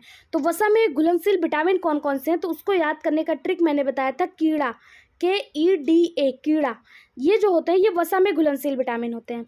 तो यहाँ पे आपको ऑप्शन में दिया हुआ है vitamin A, vitamin B, vitamin C और विटामिन डी, ये वसा में घुलनशील विटामिन होते हैं, यकृत में स्टोर होते हैं। ठीक है, आपसे पूछा है कि यकृत में कौन कौन से विटामिन संग्रहित होते हैं। तो यकृत में जो विटामिन संग्रहित होते हैं वो होते हैं A, B, C, D, E और K। ठीक है, ये यकृत में संग्रहित होने वाले विटामिन हैं। अगला क्वेश्चन है, इंसुलिन है। इंसुलिन क्या है? वसा है, विटामिन है, कार्बोहाइड्रेट है, प्रोटीन है, एक से अधिक या इनमें से कोई नहीं। जो इंसुलिन होता है वो एक प्रकार का प्रोटीन होता है। ठीक है, ऑप्शन डी इसका सही जवाब हो जाएगा। इंसुलिन क्या है? ये एक प्रकार का प्रोटीन है, और ये पैनक्रियाज जो होता है, जो हमारी अग्नाशय होती है, उसकी लैंगरहैंस जो दीपिकाएँ होती हैं, लैंगरहैंस की दीपिकाएँ होती हैं, उसके बीटा सेल से निकलता है। अगर आपसे पूछ लिया जाए इंसुलिन कहाँ से निकलता है, तो इंसुलिन अग्नाशय के लैंगरहैंस दीपिकाओं के बीटा सेल से स्रावित होता है, और ये एक प्रकार का क्या है? प्रोटीन है। ठीक है, ऑप्शन डी इसका सही जवाब हो जाएगा। अगला क्वेश्चन है, अधिकतर एंजाइम होते हैं प्रोटीन, वसा, अम्ल या क्षार। तो इसका सही जवाब हो जाएगा ऑप्शन ए, अधिकतम एंजाइम जो होते हैं वो होते हैं प्रोटीन। अगर आपसे दे दिया जाए कि सभी एंजाइम प्रोटीन होते हैं तो ये गलत हो जाएगा, लेकिन जो अधिकतर एंजाइम होते हैं वो मूलतः प्रोटीन ही होते हैं। ठीक है, ऑप्शन ए इसका सही जवाब हो जाएगा। अगला क्वेश्चन है, जैविक सिस्टम में रासायनिक क्रिया की प्रक्रिया को तेज करने में उत्तरदायी होता है बैक्टीरिया, DNA, एंजाइम या इंसुलिन। इसका सही जवाब हो जाएगा एंजाइम।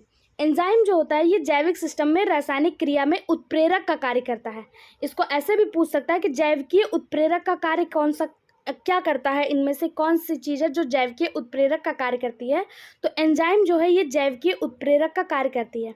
एंजाइम एक प्रकार का प्रोटीन होता है और ये रासायनिक अभिक्रिया को तेज करने का कार्य करता है, फॉरवर्ड और रिवर्स करने का कार्य करता है। ठीक है, अगला क्वेश्चन है, विटामिन जो खट्टे फलों में पाया जाता है तथा चर्म को स्वस्थ करने में जरूरी होता है, यानी कि चर्म रोग, यानी कि जो हमारे शरीर से, स्किन से संबंधित बीमारी है उसको स्वस्थ करने में कौन सा विटामिन है जो उसको स्वस्थ करता है और खट्टे फलों में पाया जाता है? तो विटामिन सी। विटामिन सी हमेशा खट्टे फलों में आपको विटामिन सी मिलेगा, और स्किन से रिलेटेड जो बीमारी होती है वो सही होता है विटामिन सी की वजह से। ठीक है, ऑप्शन सी इसका सही जवाब हो जाएगा, विटामिन सी, जिसे एस्कॉर्बिक एसिड कहा जाता है। ये आंवला, नींबू, संतरा आदि खट्टे फलों में देखने को मिलता है। अगला क्वेश्चन है, विटामिन सी का रासायनिक नाम क्या है? तो विटामिन सी का रासायनिक नाम एस्कॉर्बिक एसिड है। ए इसका सही जवाब हो जाएगा। वहीं थायमिन की बात करें तो थायमिन जो होता है ये विटामिन B1 को कहा जाता है। टार्ट्रिक अम्ल इमली में पाया जाता है, और साइट्रिक एसिड जो होता है ये खट्टे फलों में पाया जाता है। ठीक है, तो इसका जो सही जवाब हो जाएगा वो हो जाएगा ऑप्शन ए, विटामिन सी का रासायनिक नाम एस्कॉर्बिक एसिड है। अगला क्वेश्चन है, दूध किसका घटिया स्रोत है, यानी कि कौन सी ऐसी चीज़ है जो दूध में नहीं पाया जाता है? तो विटामिन सी अभी मैंने आपको बताया कि खट्टे चीज़ों में पाया जाता है, और दूध जो होता है ये खट्टा बिल्कुल भी नहीं होता है। तो घटिया स्रोत विटामिन सी का दूध जो है वो एस्कॉर्बिक एसिड अर्थात विटामिन सी का घटिया स्रोत है, क्योंकि जो एस्कॉर्बिक एसिड होता है वो हमेशा खट्टे फलों में पाया जाता है। दूध को एक संपूर्ण आहार माना जाता है, लेकिन संपूर्ण आहार होते हुए भी इसमें विटामिन सी की कमी होती है। ठीक है, ये घटिया स्रोत है, पुअर सोर्स है विटामिन सी का। अगला क्वेश्चन है, निम्नलिखित जोड़ों में से कौन सा जोड़ा सुमेलित नहीं है? Scurvy thiamine, tuberculosis ATS, tetanus BCG, malaria chloroquine. तो इसमें से पूछा कौन सा जोड़ा सुमेलित है, कौन सा सही है? तो क्या स्कर्वी की कमी से थायमिन होता है? थायमिन की कमी से स्कर्वी होता है? नहीं। थायमिन जिसे B1 कहा जाता है, B1 इसकी कमी से वेरी वेरी होता है। क्या होता है? Very very. वहीं पे बात करें स्कर्वी जो होता है विटामिन सी की कमी से होता है। और जो मलेरिया है, मलेरिया रोग में क्लोरोक्विन नाम दवा का यूज किया जाता है, यही आपका सही है ऑप्शन डी। मलेरिया जो होता है ये क्लोरोक्विन नाम की दवा से सही होता है। मलेरिया रोग के उपचार के लिए क्लोरोक्विन जो होती है दवा, उसका उपयोग किया जाता है। ऑप्शन डी इसका सही जवाब हो जाएगा। ठीक है, वहीं पे बात करें बीसीजी का टीका, तो बीसीजी का टीका जो होता है वो तपेदिक से बचाव के लिए लगाया जाता है, तपेदिक से बचाव के लिए लगाया जाता है। और इसमें एटीएस दिया हुआ, तो एटीएस में टिटनस में एटीएस लगता है, ये उल्टा दे दिया हुआ है। और ट्यूबरकुलोसिस में तपेदिक में बीसीजी लगता है और एटीएस लगता है टिटनेस में। ठीक है, जब टिटनेस होता है तो एटीएस का इंजेक्शन लगता है, ये उल्टा दे दिया है। और मलेरिया के उपचार के लिए क्लोरोक्विन का यूज किया जाता है, ये बिल्कुल सही है। और स्कर्वी जो होता है विटामिन सी से होता है, और थायमिन विटामिन B1 कहा जाता है, इसकी कमी से वेरी वेरी होता है। ओके, अगला क्वेश्चन है, निम्नलिखित में से सबसे मीठी चीनी है फ्रक्टोज, ग्लूकोज, माल्टोज और सुक्रोज।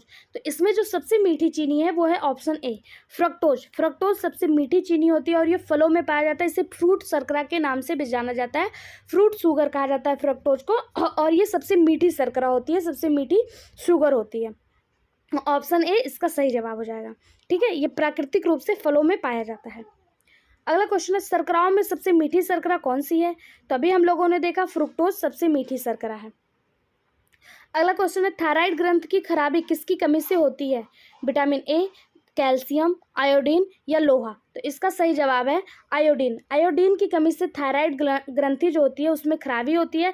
थायरॉक्सिन हार्मोन्स, आयोडीन जो होता है, आयोडीन इसकी वजह से थायरॉक्सिन हार्मोन निकलता है, जिसकी वजह से जो थायराइड ग्रंथि होती है वो सही रहती है। लेकिन जब यही आयोडीन की कमी हो जाती है तो थायराइड ग्रंथि में खराबी आ जाती है। ऑप्शन सी इसका सही जवाब हो जाएगा। ठीक, अगला क्वेश्चन है, विटामिन ए उपलब्ध है। विटामिन ए किस में पाया जाता है, आलू में, टमाटर में, गाजर में या पालक में। तो इसका जो सही जवाब हो जाएगा वो हो जाएगा ऑप्शन सी, विटामिन ए गाजर में पाया जाता है। ठीक है, गाजर में विटामिन ए पाया जाता है, इसी को कैरोटीन कहा जाता है। क्या कहा जाता है, कैरोटीन कहा जाता है। कैरेट इसका नाम इसी से पड़ा, कैरेट और कैरोटीन। ठीक है, और इसमें विटामिन ए पाया जाता है। अगला क्वेश्चन है, विटामिन ए का सबसे अच्छा स्रोत क्या है, गेहूं, शहद, गाजर या मूंगफली। तो इसका जो सही जवाब हो जाएगा वो हो जाएगा कैरेट यानी कि गाजर, इसका साइंटिफिक नेम, इसका जो है सबसे अच्छा स्रोत है। विटामिन ए का रासायनिक नाम जो होता है वो रेटिनॉल होता है और इसकी कमी से जीरोथैलेमिया तथा रतौंधी दोनों रोग होते हैं। ठीक है, और इसका जो सबसे अच्छा स्रोत है वो गाजर है। विटामिन ए का अच्छा स्रोत गाजर है। ऑप्शन सी इसका सही जवाब हो जाएगा। बाकी विटामिन ए जो होता है वो हमें सब्जी, दूध, अंडा, मछली आदि से भी मिलता है, लेकिन इसका जो सबसे अच्छा स्रोत है वो क्या है, गाजर है। अगला क्वेश्चन है, निम्नलिखित में से कौन सा विटामिन जल में घुलनशील है, पानी में घुलनशील है। तो हम लोगों ने देखा था कि जल में घुलनशील विटामिन बी और विटामिन सी होता है, तो इसमें से कोई भी ऑप्शन नहीं दिया, तो इसका सही जवाब हो जाएगा ऑप्शन डी, इसमें से कोई नहीं। अगला क्वेश्चन है, खमीर का उपयोग किसके उत्पादन में किया जाता है, चीनी, शराब, हाइड्रोक्लोरिक अम्ल या सल्फ्यूरिक अम्ल। तो इसका जो सही जवाब है, ईस्ट का जो यूज है वो शराब के यानी कि अल्कोहल के उत्पादन में किया जाता है। हाइड्रोक्लोरिक एसिड जिसे HCl कहते हैं, ये हमारे स्टोमक में पाया जाता है। H2SO4 जिसे सल्फ्यूरिक एसिड कहते हैं, इसका फार्मूला H2SO4 है, ये सबसे ज़्यादा बैटरी में यूज किया जाता है। ठीक है, इसका जो सही जवाब जाएगा ऑप्शन सी, शराब में खमीर यानी कि ईस्ट का यूज किया जाता है। खाद्य श्रृंखला में कीटभक्षी पौधे के पौष्टिक स्तर का नाम बताइए। यानी कि यहाँ पे पूछा है जो इंसेक्टिवोरस होते हैं, इंसेक्टिवोरस प्लांट होते हैं, कीटभक्षी पौधे होते हैं, उनका ट्रॉपिक लेवल क्या होता है। तो आपको पता है प्लांट कोई भी हो वो उत्पादक के अंतर्गत आते हैं, प्रोड्यूसर के अंतर्गत आते हैं। पहला जो ट्रॉपिक लेवल होता है ये प्रोड्यूसर का होता है, दूसरा होता है ये प्राइमरी कंज्यूमर का होता है, तीसरा सेकेंडरी कंज्यूमर का, और चौथा जो होता है वो टर्सरी कंज्यूमर का होता है।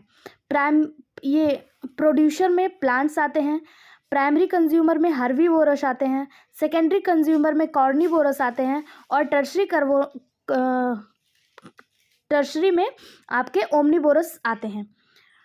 जो खाद्य श्रृंखला होती है उसका ये जाल होता है, ये जो होता है एनर्जी जो होता है ये एक स्तर से एक ट्रॉपिक लेवल से दूसरे ट्रॉपिक लेवल पे कितने % शेयर होती है, तो 10% एनर्जी एक ट्रॉपिक लेवल से दूसरे ट्रॉपिक लेवल पर जाती है। लेकिन जो प्लांट होते हैं ये सूर्य के प्रकाश से प्रकाश संश्लेषण करके जो एनर्जी बनाते हैं वो उस एनर्जी का कितना भाग लेते हैं, तो 1% ही लेते हैं। यहाँ से कन्फ्यूज़न वाला क्वेश्चन बनता है कि ट्रॉपिक लेवल में एनर्जी कितने % ट्रांसफ़र होती है एक लेवल से दूसरे लेवल पे। तो एक लेवल से दूसरे लेवल पे जब एनर्जी ट्रांसफ़र होती है तो वो 10% होती है। ये जो नियम है इसको लिंडमैन ने दिया था। ये पूछा जाता है कि ट्रॉपिक लेवल में एनर्जी का नियम किसने दिया था, ऊर्जा का नियम किसने दिया था, ऊर्जा हस्तांतरण का नियम किसने दिया था, तो लिंडमैन नामक वैज्ञानिक ने दिया था। जो सनलाइट से ऊर्जा ग्रीन प्लांट लेते हैं वो 1% ऊर्जा ले पाते हैं। कितना ले पाते हैं? 1% ऊर्जा ग्रहण कर पाते हैं। ठीक है, वो प्रकाश संश्लेषण की उपस्थिति में क्लोरोफिल की सहायता से और जल की सहायता से क्या बनाते हैं? प्रकाश संश्लेषण की क्रिया करते हैं, जिससे ऊर्जा का निर्माण करते हैं और उस ऊर्जा का 1% ही जो प्रोड्यूसर होते हैं वो ले पाते हैं। अब यहाँ से पूछा है इंसेक्टिवोरस जो कीटभक्षी पौधे होते हैं वो किस लेवल पे आते हैं? कीटभक्षी पौधे या फिर कोई भी प्लांट हो, कोई भी प्लांट, वो सब प्रोड्यूसर के अंतर्गत आते हैं, यानी कि ट्रॉपिक लेवल 1 पे आते हैं। तो आंसर ए इसका सही जवाब हो जाएगा। यहाँ पे इसका आंसर गलत दिया हुआ है, ये ए नहीं होगा, इसका सही जवाब हो जाएगा ऑप्शन सी उत्पादक। प्लांट कोई भी हो, चाहे वो इंसेक्टिवोरस हो या फिर नॉर्मल प्लांट हो। इंसेक्टिवोरस वो पौधे होते हैं जो नाइट्रोजन की कमी को पूरा करने के लिए कीटों का भक्षण करते हैं, ना कि वो अपनी एनर्जी के लिए कीटों का भक्षण करते हैं। वो भी फोटोसिंथेसिस करते हैं, वो भी प्रोड्यूसर के अंतर्गत ही आते हैं, उत्पादक के अंतर्गत आते हैं। वो केवल अपने शरीर में नाइट्रोजन की कमी को पूरा करने के लिए कीटों का भक्षण करते हैं। इसलिए इसका जो सही जवाब हो जाएगा वो हो जाएगा ऑप्शन सी, इसका सही जवाब हो जाएगा। अगला क्वेश्चन है, निम्न में से कौन सा एक वनस्पतिक हार्मोन से यानी कि प्लांट हार्मोन्स के बारे में पूछा है? साइटोकाइनिन, इंसुलिन, एस्ट्रोजन, एक से अधिक या इनमें से कोई नहीं। बिहार यानी कि बीपीएससी टीआरई 3.0 में पूछा गया क्वेश्चन है, ये री एग्जाम में आया हुआ क्वेश्चन था कि कौन सा एक प्लांट हार्मोन है। हार्मोन से भी एक ना एक क्वेश्चन आपको देखने को मिलता है, हार्मोन वाली टॉपिक भी आपको क्लियर करके जाना है। यहाँ पे पूछा है प्लांट हार्मोन, साइटोकाइनिन ही आपका प्लांट हार्मोन है, बाकी इंसुलिन और एस्ट्रोजन ये आपका एनिमल हार्मोन के अंतर्गत आता है। इंसुलिन और एस्ट्रोजन, इंसुलिन का नाम तो आप सभी ने सुना होगा। इंसुलिन जो होता है इससे क्या होता है? डायबिटीज़ रोग होता है, सॉरी डायबिटीज़ नहीं, शुगर हो जाता है इंसुलिन की कमी से। जब इंसुलिन की कमी होती है शरीर में तो शुगर हो जाता है, जिसके लिए इंसुलिन का इंजेक्शन भी लगवाना पड़ता है। और एस्ट्रोजन जो है, एस्ट्रोजन ये मेल हार्मोन्स है, ठीक है, मेल हार्मोन्स है, और दोनों ही एनिमल्स हार्मोन के अंतर्गत आते हैं, प्लांट हार्मोन्स में नहीं आता है। साइटोकाइनिन प्लांट हार्मोन है। अगला क्वेश्चन है, plant roots get water from soil as, वृक्षों की जड़ों को मृदा से पानी कैसे मिलता है? आर्द्रता जल, बंधा जल, कोशिका जल, एक से अधिक या इनमें से कोई नहीं। तो इसका जो सही जवाब हो जाएगा वो हो जाएगा ऑप्शन सी कैपिलरली वाटर। कैपिलरली वाटर यानी कि जो कोशिका जल होता है ये वृक्षों के जड़ों को मृदा से पानी देते हैं। कैपिलरली वाटर का मतलब क्या है? आपको पता है पौधे में जाइलम और फ्लोएम नाम के 2 ऊतक पाए जाते हैं, 2 टिश्यू पाए जाते हैं। ये जो जाइलम होता है ये जल और खनिज लवण को ऊपर ले जाने का कार्य करता है, मृदा से जल और खनिज लवण को खींच के उनके जड़ों तक पहुंचाता है। और जो फ्लोएम होता है ये फूड को ले जाता है। जाइलम अप और डाउन दोनों तरफ चलता है, यानी कि ऊपर से नीचे भी आता है और नीचे से ऊपर भी जाता है जल को लेकर। लेकिन जो फ्लोएम होता है ये फूड को ले जाने का कार्य करता है। ये आप नाम से याद कर सकते हैं, एफ से फ्लोएम और एफ से फूड। और जाइलम जो होता है ये जल और खनिज लवण को ले आने का कार्य करता है, और फ्लोएम क्या होता है? फूड को ले जाने का कार्य करता है। इन्हीं कैपिलरी के माध्यम से पौधे की जड़ों में वाटर पहुंचता है। अगला क्वेश्चन है,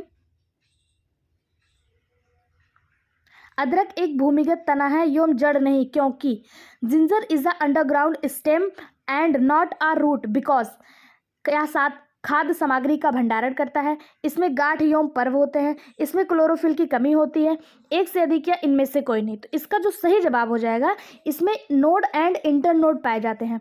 अदरक जो होता है जितने भी तने होते हैं, जो भूमिगत तने हैं उसमें नोड और इंटरनोड पाया जाएगा। ये उसकी सबसे विशेष भूमिका होती है, सबसे महत्वपूर्ण बात होती है कि जितने भी भूमिगत तने होते हैं उसमें नोड और इंटरनोड पाया जाता है। तो ऑप्शन बी इसका सही जवाब हो जाएगा, इसमें नोड और इंटरनोड पाए जाते हैं।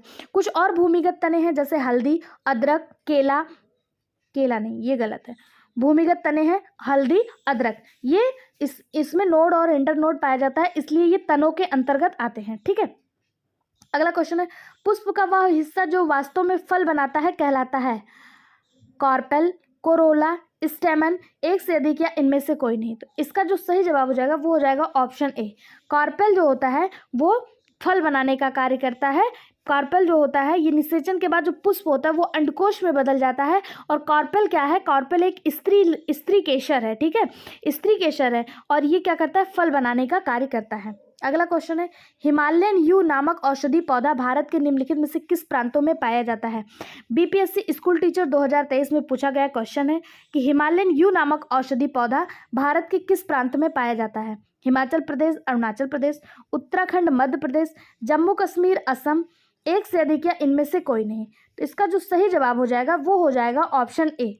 ये जो पौधा होता है ये हिमाचल प्रदेश और अरुणाचल प्रदेश में पाया जाता है।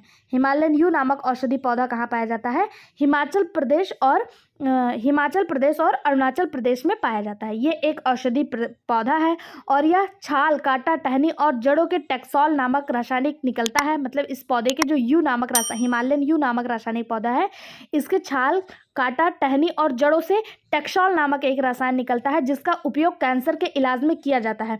बहुत ज़्यादा इंपॉर्टेंट क्वेश्चन है। इस समय कैंसर के इलाज के लिए बहुत ज़्यादा हमारी गवर्नमेंट जो है, इंडियन गवर्नमेंट बहुत ज़्यादा ध्यान दे रही है, इसलिए ये क्वेश्चन इंपॉर्टेंट हो सकता है। इसे आप स्टार मार्क करिएगा कि ये जो होता है पौधा, हिमालयन यू नामक पौधा, ये हिमाचल प्रदेश और अरुणाचल प्रदेश में पाया जाता है और ये टैक्सोल उत्पन्न करता है। इसके छाल, कांटा, टहनी और जड़ों से टैक्सोल निकलता है जिससे क्या होता है, कैंसर का उपयोग, कैंसर का इलाज जो है वो किया जाता है, ठीक है।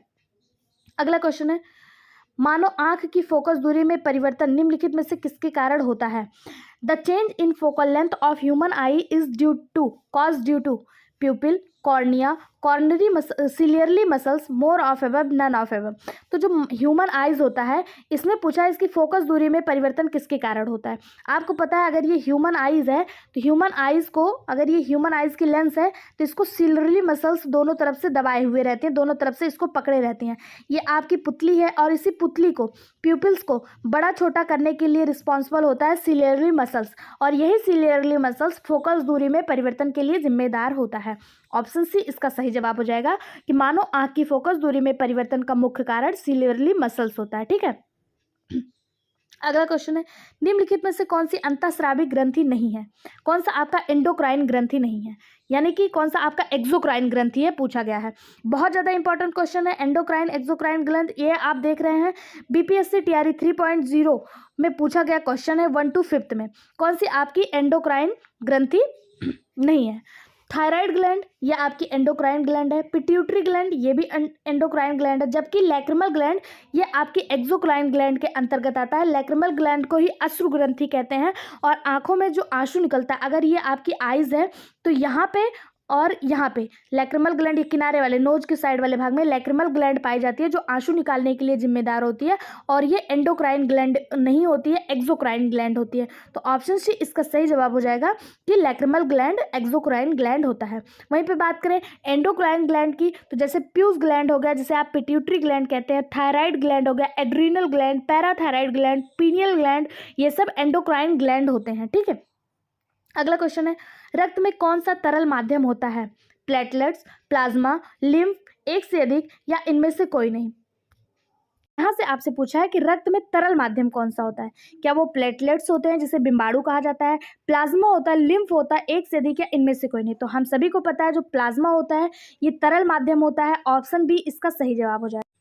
रक्त प्लाज्मा ये तरल माध्यम होता है। जो हमारा रक्त होता है, जो हमारा रुधिर होता है, उसका जो 55% भाग होता है इसी प्लाज्मा से मिलकर बना होता है। कितने परसेंट, 55% भाग में प्लाज्मा होता है। अगर रुधिर, हमारा ब्लड 100% है तो इसका 55% क्या होता है, प्लाज्मा होता है, ठीक है, प्लाज्मा होता है। और शेष 45% में रुधिर कणिकाएं होती हैं, ब्लड कॉर्पसेल्स होते हैं, ठीक है।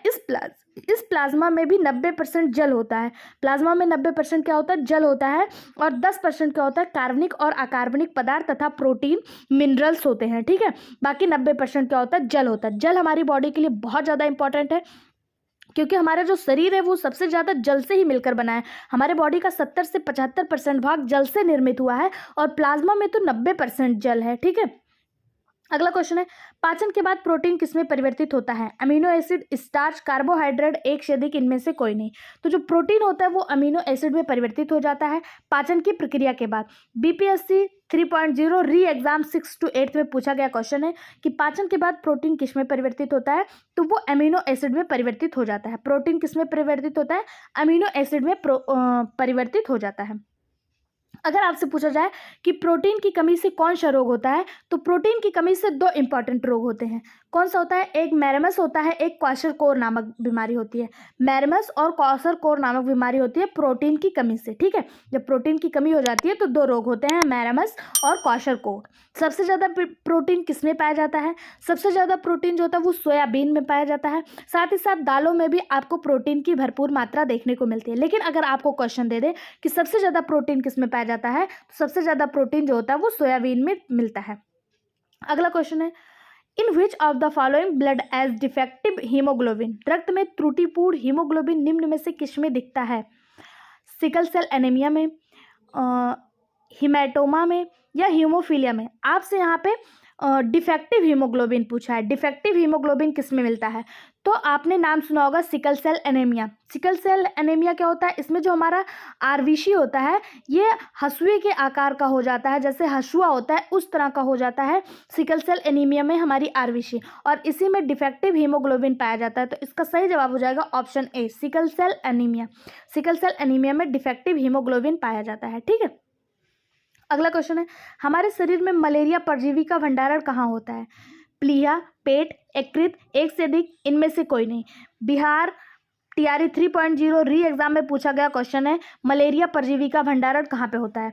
तो मलेरिया के जो पैरासाइट्स होते हैं वो यकृत में स्टोर होते हैं। कहाँ पे होते हैं? लीवर में स्टोर होते हैं मलेरिया के पैरासाइट। मलेरिया के पैरासाइट का क्या नाम है? तो प्लाज्मोडियम है। मलेरिया का जो पैरासाइट है वो मलेरियम प्लाज्मोडियम है।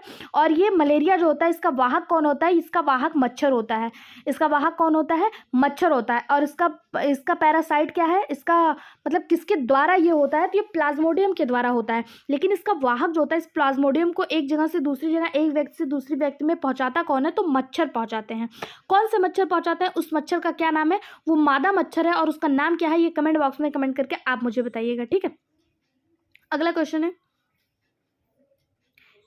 Which of the following organs controls body balance? निम्नलिखित में से कौन सा अंग शरीर के संतुलन को नियंत्रित करता है? ये हमारा टीआरई 3.0 में पूछा गया क्वेश्चन था और इसमें बहुत बच्चे कंफ्यूज हो गए थे कि कौन सा वो ऑर्गन है जो हमारे शरीर के बॉडी बैलेंस को कंट्रोल करता है। तो सेरिबेलम के बारे में हम लोग सब ने पढ़ा है कि सेरिबेलम जो होता है ये बॉडी बैलेंस को कंट्रोल करता है। लेकिन इसका जो सही जवाब है वो हो जाएगा ऑप्शन डी, जो ईयर होते हैं यानी कि जो कान होता है वो भी हमारे बॉडी बैलेंस को कंट्रोल करने में महत्वपूर्ण भूमिका निभाता है। ये ऑप्शन यहाँ पे गलत दिया हुआ है। आयोग के द्वारा इसका ऑप्शन जो है वो ऑप्शन डी माना गया था। सेरिबेलम और ईयर दोनों ही हमारे बॉडी बैलेंस को कंट्रोल करते हैं, सेरिबेलम और ईयर, ठीक है। अगला क्वेश्चन है, निम्नलिखित में से कौन सा मादा जनन तंत्र का भाग नहीं है?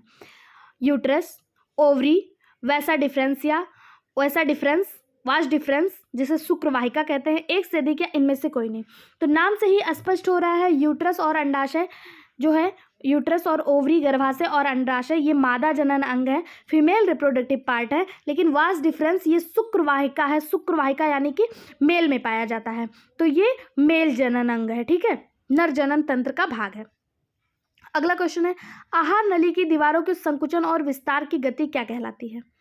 ट्रांसलोकेशन, ट्रांसक्रिप्शन, पैरासिस्टिक मूवमेंट, एक से अधिक या इनमें से कोई नहीं। तो इसका जो सही जवाब हो जाएगा, आहार नली की जो दीवारें हैं वो कैसी चाल चलती हैं? वो क्रीमी चाल चलती हैं। क्रीमी चाल कैसी होती है? जैसे आपने सांप को रेंगते हुए देखा होगा, ऐसे आहार नली की दीवारें चाल चलती हैं और इसको पैरासिस्टिक मूवमेंट कहा जाता है। पैरासिस्टिक मूवमेंट ये क्या होता है? क्रमानुकंचन होता है। आहार नली की जो दीवारें हैं ये ओसोफेगस से भोजन को जब आगे बढ़ाती हैं, जब माउथ के द्वारा भोजन को निगल लिया जाता है तो ये भोजन नीचे कैसे आता है? क्योंकि ये जो दीवारें होती है आहार नली की, ये क्रमानुकुंचन करती हैं, पैरासिस्टिक मूवमेंट करती हैं, क्रमानुकुंचन करती हैं, इसीलिए ये भोजन जो है नीचे की तरफ आता है, ठीक है। तो इसको क्या कहा जाता है? पैरासिस्टिक मूवमेंट या फिर क्रमानुकुंचन कहा जाता है। ऑप्शन सी इसका सही जवाब हो जाएगा। अगला क्वेश्चन है, एंडोफिल नामक तरल पदार्थ होता है endolymph is a fluid present in. Endolymph जो फ्लूइड होता है वो कहाँ पे प्रेजेंट होता है? कहाँ पे प्रेजेंट होता है? ऑप्शन दिया हुआ है, एस्कैरिस में, आंख में, आंतरिक कर्ण में, एक से अधिक या इनमें से कोई नहीं। तो जो एंडोलिम्फ होता है वो इंटरनल ईयर में पाया जाता है। एंडोलिम्फ कहाँ पे पाया जाता है? इंटरनल ईयर में पाया जाता है, ठीक है। हमारा जो सर्कुलेटरी सिस्टम होता है वो दो भागों में बटा होता है, एक ब्लड सर्कुलेटरी सिस्टम और एक लिम्फ सर्कुलेटरी सिस्टम। और एंडोलिम्फ इसी लिम्फ सर्कुलेटरी सिस्टम का एक भाग है और ये भी तरल ही होता है और ये इंटरनल ईयर में पाया जाता है। ऑप्शन सी इसका सही जवाब हो जाएगा। अगला क्वेश्चन है, ग्लूकोज को एथिल अल्कोहल में परिवर्तित करने वाला एंजाइम है। ग्लूकोज को एथिल अल्कोहल में कौन सा एंजाइम है जो कन्वर्ट करता है? The enzyme which convert glucose into ethyl alcohol is invertase, maltase, जाइमेज, एक से अधिक या इनमें से कोई नहीं। तो इसका जो सही जवाब है वो हो जाएगा ऑप्शन सी, जाइमेज एंजाइम जो होता है ये ग्लूकोज को एथिल अल्कोहल में कन्वर्ट करता है। ठीक है, अगला क्वेश्चन है, अगर आपसे पूछ लिया जाए कि ये प्रक्रिया क्या कहलाती है, ग्लूकोज का एथिल अल्कोहल में कन्वर्ट होने की प्रक्रिया क्या कहलाती है, तो इसी को किण्वन कहा जाता है। क्या कहा जाता है? किण्वन कहा जाता है, फर्मेंटेशन कहा जाता है। ठीक है, जाइमेज एंजाइम के माध्यम से ग्लूकोज एथिल अल्कोहल में कन्वर्ट हो जाता है, इस प्रक्रिया को किण्वन या फिर फर्मेंटेशन कहा जाता है। अगला क्वेश्चन है, blood platelets help in, blood platelets किसमें हेल्प करते हैं? Manufacture of RBC, blood clotting, manufacture of WBC, more of above, none of above. ये आप देख पा रहे हैं बीपीएससी टीआरई 2.0 में पूछा गया क्वेश्चन है कि ब्लड प्लेटलेट्स किसमें हेल्प करते हैं। तो ब्लड प्लेटलेट्स जो होते हैं वो ब्लड क्लॉटिंग में हेल्प करते हैं, रक्त का थक्का बनाने में, रक्त का थक्का जमाने में हेल्प करते हैं ब्लड के प्लेटलेट्स। ठीक है, अगर आपसे पूछा जाए डब्ल्यूबीसी का फुल फॉर्म क्या है, तो डब्ल्यूबीसी का full form red blood cells है, रेड ब्लड कॉर्पसेल्स है, सेल्स नहीं, रेड ब्लड कॉर्पसेल्स है इसका फुल फॉर्म, और वाइट ब्लड कॉर्पसेल्स ये डब्ल्यूबीसी का फुल फॉर्म है। रेड ब्लड कॉर्पसेल्स इसका साइंटिफिक नाम क्या है और डब्ल्यूबीसी का साइंटिफिक नाम क्या है, ये आप कमेंट बॉक्स में हमें कमेंट करके बताइएगा। ठीक है, अगला क्वेश्चन है, कौन सी ग्रंथि दोनों अंतःस्रावी एवं बाह्यस्रावी के रूप में कार्य करती है? थायराइड, एड्रिनल, अग्नाशय, एक से अधिक या इनमें से कोई नहीं। तो आपको बता दें जो ग्लैंड होती हैं अंतःस्रावी और बाह्यस्रावी, उसे मिश्रित ग्रंथि कहा जाता है। अंतःस्रावी और बाह्यस्रावी दोनों के रूप में जो ग्रंथि कार्य करती है उसे मिश्रित ग्लैंड कहा जाता है, और ये आपके बिहार टीआरई 2.0 में पूछा गया क्वेश्चन है। तो यहाँ से आपसे डायरेक्ट पूछा जा रहा है कि मिश्रित ग्रंथि कौन है, तो थायराइड ग्रंथि और एड्रिनल ग्रंथि। अभी हम लोगों ने देखा था ये दोनों क्राइन ग्लैंड है, इंडोक्राइन, जबकि लैक्रिमल ग्लैंड हम लोगों ने देखा था एक्सोक्राइन ग्लैंड है। जो आपका अग्नाशय है, पैनक्रियाटिक ग्लैंड जो है, ये आपका मिश्रित ग्रंथ के अंतर्गत आता है, मिक्स ग्लैंड के अंतर्गत आता है। कौन सा? अग्नाशय ग्लैंड या पैनक्रियाटिक ग्लैंड जो होता है वो मिश्रित ग्लैंड के अंतर्गत आता है, क्योंकि ये बाह्यस्रावी और अंतःस्रावी दोनों के रूप में कार्य करता है। अगर पूछा जाए कि अग्नाशय का कितना % बाह्यस्रावी होता है, कितना % अंतःस्रावी होता है, तो केवल इसका 1% बाह्यस्रावी होता है, बाकी 99% ये एंडोक्राइन के रूप में कार्य करता है, 1% ये एक्सोक्राइन के रूप में कार्य करता है। ठीक है, एक्सोक्राइन के रूप में कार्य करता है। ये अग्नाशय ग्रंथि करता क्या है, तो ये अग्नाशय ग्रंथि जो होता है ये बाइकार्बोनेट और पाचन एंजाइम का कार्य करता है। ठीक है, बाइकार्बोनेट का पाचन करता है और एंजाइम का भी पाचन करता है। अगला क्वेश्चन है, एरोबिक श्वसन के दौरान कितने पद में CO2 का निष्पादन होता है? In how many step CO2 यानी carbon dioxide is release in aerobic respiration? 1, 6, 3, एक से अधिक या इनमें से कोई नहीं। तो इसका जो सही जवाब हो जाएगा वो हो जाएगा ऑप्शन सी, 3। एरोबिक रिस्पायरेशन के दौरान कितने कार्बन डाइऑक्साइड रिलीज होते हैं? 3। अगला क्वेश्चन है, मानव गुर्दे में निस्पंदन इकाई को कहा जाता है, यानी कि filtration unit in human kidney called nephron, Newton या न्यूरॉन। इसका जो आपसे पूछा है कि किडनी का यूनिट क्या है, फिल्ट्रेशन यूनिट क्या है, तो किडनी का जो फिल्ट्रेशन यूनिट होता है वो नेफ्रॉन होता है। ऑप्शन ए इसका सही जवाब है। मानव गुर्दे की कार्यात्मक और संरचनात्मक इकाई क्या होती है, स्ट्रक्चरल एंड फंक्शनल यूनिट क्या होती है, नेफ्रॉन होती है। ठीक है, नेफ्रॉन क्या होता है, नेफ्रॉन मूत्र उत्पादन के लिए कारखाने के रूप में कार्य करता है और रक्त को फिल्टर करने में महत्वपूर्ण भूमिका निभाता है। ठीक है, अगर आपसे पूछा जाए ब्लड को फिल्टर किडनी में कौन करता है, तो यही नेफ्रॉन करता है, जो गुर्दे का यानी कि किडनी का स्ट्रक्चर एंड फंक्शनल यूनिट है। ठीक है, अगला क्वेश्चन है, टैकीकार्डिया में हृदय गति हो जाती है धीमी, समान, तेज, एक से अधिक या इनमें से कोई नहीं। तो इसका जो सही जवाब है वो हो जाएगा ऑप्शन सी, फास्ट। ट्रैकीकार्डिया एक प्रकार का हृदय से संबंधित बीमारी है और इसमें क्या होता है, हृदय की जो धड़कन होती है वो अनियमित हो जाती है और ये हृदय की गति को तेज कर देता है, हृदय की धड़कन को बढ़ा देता है, ट्रैकीकार्डिया। ठीक है, अगला क्वेश्चन है, निम्न लैक्टियल्स निम्नलिखित में से किससे संबंधित है? दुग्ध उत्पादन, लैक्टिक अम्ल स्रवण, वसा अवशोषण, एक से अधिक या इनमें से कोई नहीं। ये बहुत ज़्यादा कंफ्यूजिंग क्वेश्चन था। लैक्टियल्स देख के लोग दुग्ध उत्पादन से संबंधित लगा दिए थे क्योंकि हम सभी को पता है दूध में लैक्टिक एसिड पाया जाता है, लेकिन इसका जो सही जवाब हो जाएगा वो हो जाएगा एब्जॉर्प्शन ऑफ फैट। लैक्टियल्स वसा के अवशोषण से संबंधित है। यहाँ पे लैक्टिक एसिड नहीं दिया हुआ है, लैक्टियल्स दिया हुआ है और बच्चों ने इसे लैक्टिक एसिड समझ के दुग्ध उत्पादन से लगा दिया था। साथ ही साथ हम लोगों ने ये पढ़ा था कि दूध में लैक्टिक एसिड पाया जाता है और हमारी हड्डियों में भी लैक्टिक प्रोटीन जो है वो जमा हो जाता है, लैक्टिक एसिड बढ़ जाता है, जिसकी वजह से हमारे जो मसल्स होते हैं वो हार्ड हो जाते हैं। लेकिन इन दोनों को ऑप्शन में ना देके, इन दोनों सही जवाब ना होके, इसका जो लैक्टियल्स का सही जवाब था वो था वसा अवशोषण से संबंधित है। ठीक है, लैक्टियल्स क्या होता है, एक प्रकार की लैक्टियल्स का जो कार्य होता है वो पाचन होता है। ठीक है, लैक्टियल्स क्या करता है, पाचन का कार्य करता है और ये किसका पाचन करता है, किसका अवशोषण करता है, ये वसा का अवशोषण करता है। ठीक, अगला क्वेश्चन है, उभयचर सांस लेने के लिए उपयोग में लाते हैं। उभयचर यानी कि एम्फीबियंस जो होते हैं वो किसके द्वारा सांस लेते हैं?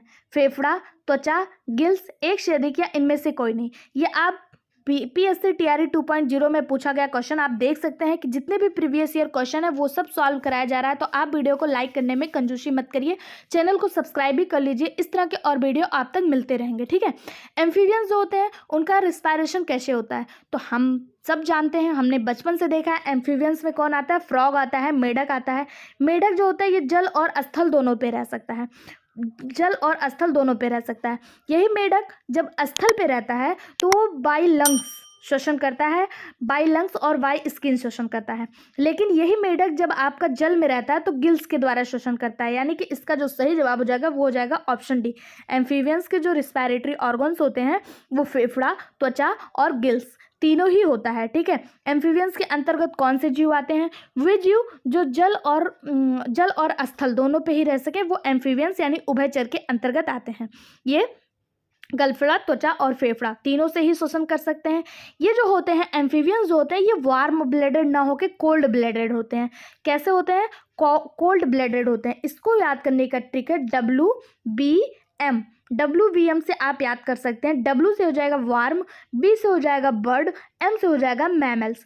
बर्ड और मैमल ये वार्म ब्लडेड होते हैं, बाकी एम्फीबियंस पिसीज यानी कि फिशेज और एवीज यानी कि बर्ड्स, सॉरी एवीज नहीं, रेप्टाइल्स, ये तीनों कोल्ड ब्लडेड होते हैं। मैमल्स और बर्ड वार्म ब्लडेड होते हैं और एम्फीबियंस, पिसीज और रेप्टाइल्स ये तीनों कोल्ड ब्लडेड होते हैं। ठीक है, अगला क्वेश्चन है, the function of saliva is to convert. लार का प्रमुख कार्य क्या है? प्रोटीन का अमीनो अम्ल में रूपांतरण, स्टार्च का माल्टोज में रूपांतरण, वसा का विटामिन में रूपांतरण, एक से अधिक या इनमें से कोई नहीं। तो अगर आपने इसके पहले की वीडियो को देखा होगा तो उसमें हम लोगों ने पढ़ा था लार से एमाइलेज नामक एंजाइम निकलता है। लार से एमाइलेज नामक एंजाइम निकलता है जिसे टाइलिन भी कहा जाता है और ये 30% स्टार्च यानी कि कार्बोहाइड्रेट के डाइजेशन के लिए जिम्मेदार होता है।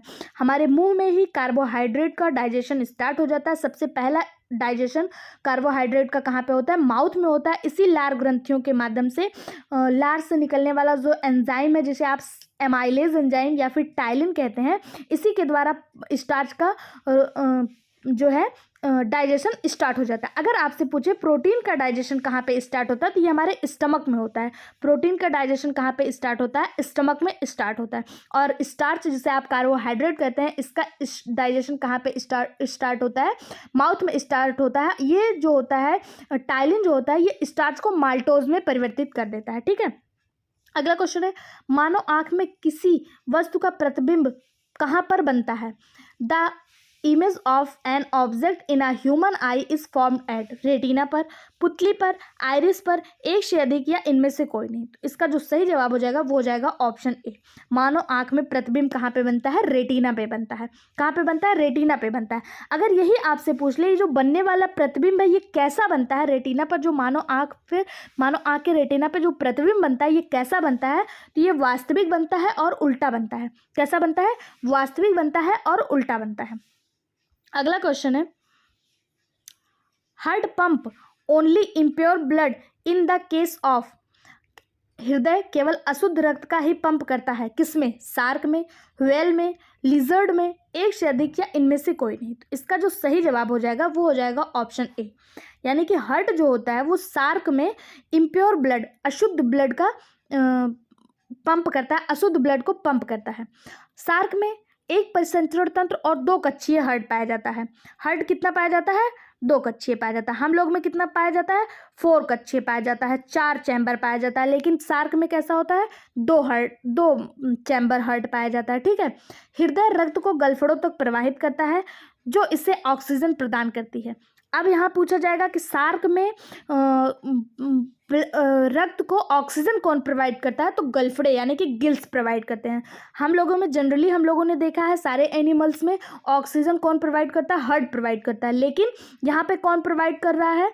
तो यहाँ पे गिल्स प्रोवाइड कर रहा है। ठीक है। जनरली लंग्स प्रोवाइड करता है लेकिन यहाँ पे गिल्स प्रोवाइड कर रहा है। शार्क में गिल्स ऑक्सीजन प्रोवाइड कर रहा है। ठीक है। फिर जब गिल्स जो है इसको रक्त प्रोवाइड कर देता है तो ये ऑक्सीजन युक्त रक्त हृदय में लौटने से पहले पूरे शरीर और ऊतकों तक पहुंचाया जाता है। ठीक है।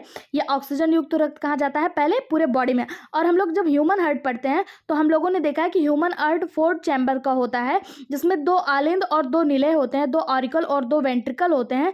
इसमें सबसे पहले इसमें अशुद्ध ब्लड होता है, उसके बाद अशुद्ध ब्लड जो होता है वो जाता है आपके लंग्स में यहाँ प्योरीफाई किया जाता है। प्योरीफाई करने के बाद फिर ये आता है आपके ऑरिकल में और यहाँ से ऑरिकल से वेंट्रिकल में और वेंट्रिकल से बॉडी में पहुँचाया जाता है। लेकिन यहाँ पे क्या हो रहा है, जब ब्लड प्योरीफाई हो रहा है, ब्लड प्योरीफाई होने के बाद जब इसमें ऑक्सीजन मिल जा रहा है तो ये वापस हृदय में ना आके पूरे बॉडी में जाता है, उसके बाद हृदय में आता है। ठीक है। आज के वीडियो में बस इतना ही था। कोई भी क्वेश्चन जो आपको कंफ्यूजन लग रहा हो तो आप कमेंट बॉक्स में कमेंट करके पूछिए और अपना उचित राय भी हमें कमेंट बॉक्स में बताइए। साथ ही साथ वीडियो को लाइक कर लीजिए, चैनल को सब्सक्राइब करिए और ज़्यादा से ज़्यादा शेयर करिए। इसका PDF पाने के लिए आप टेलीग्राम चैनल को ज्वाइन कर सकते हैं। Thank you.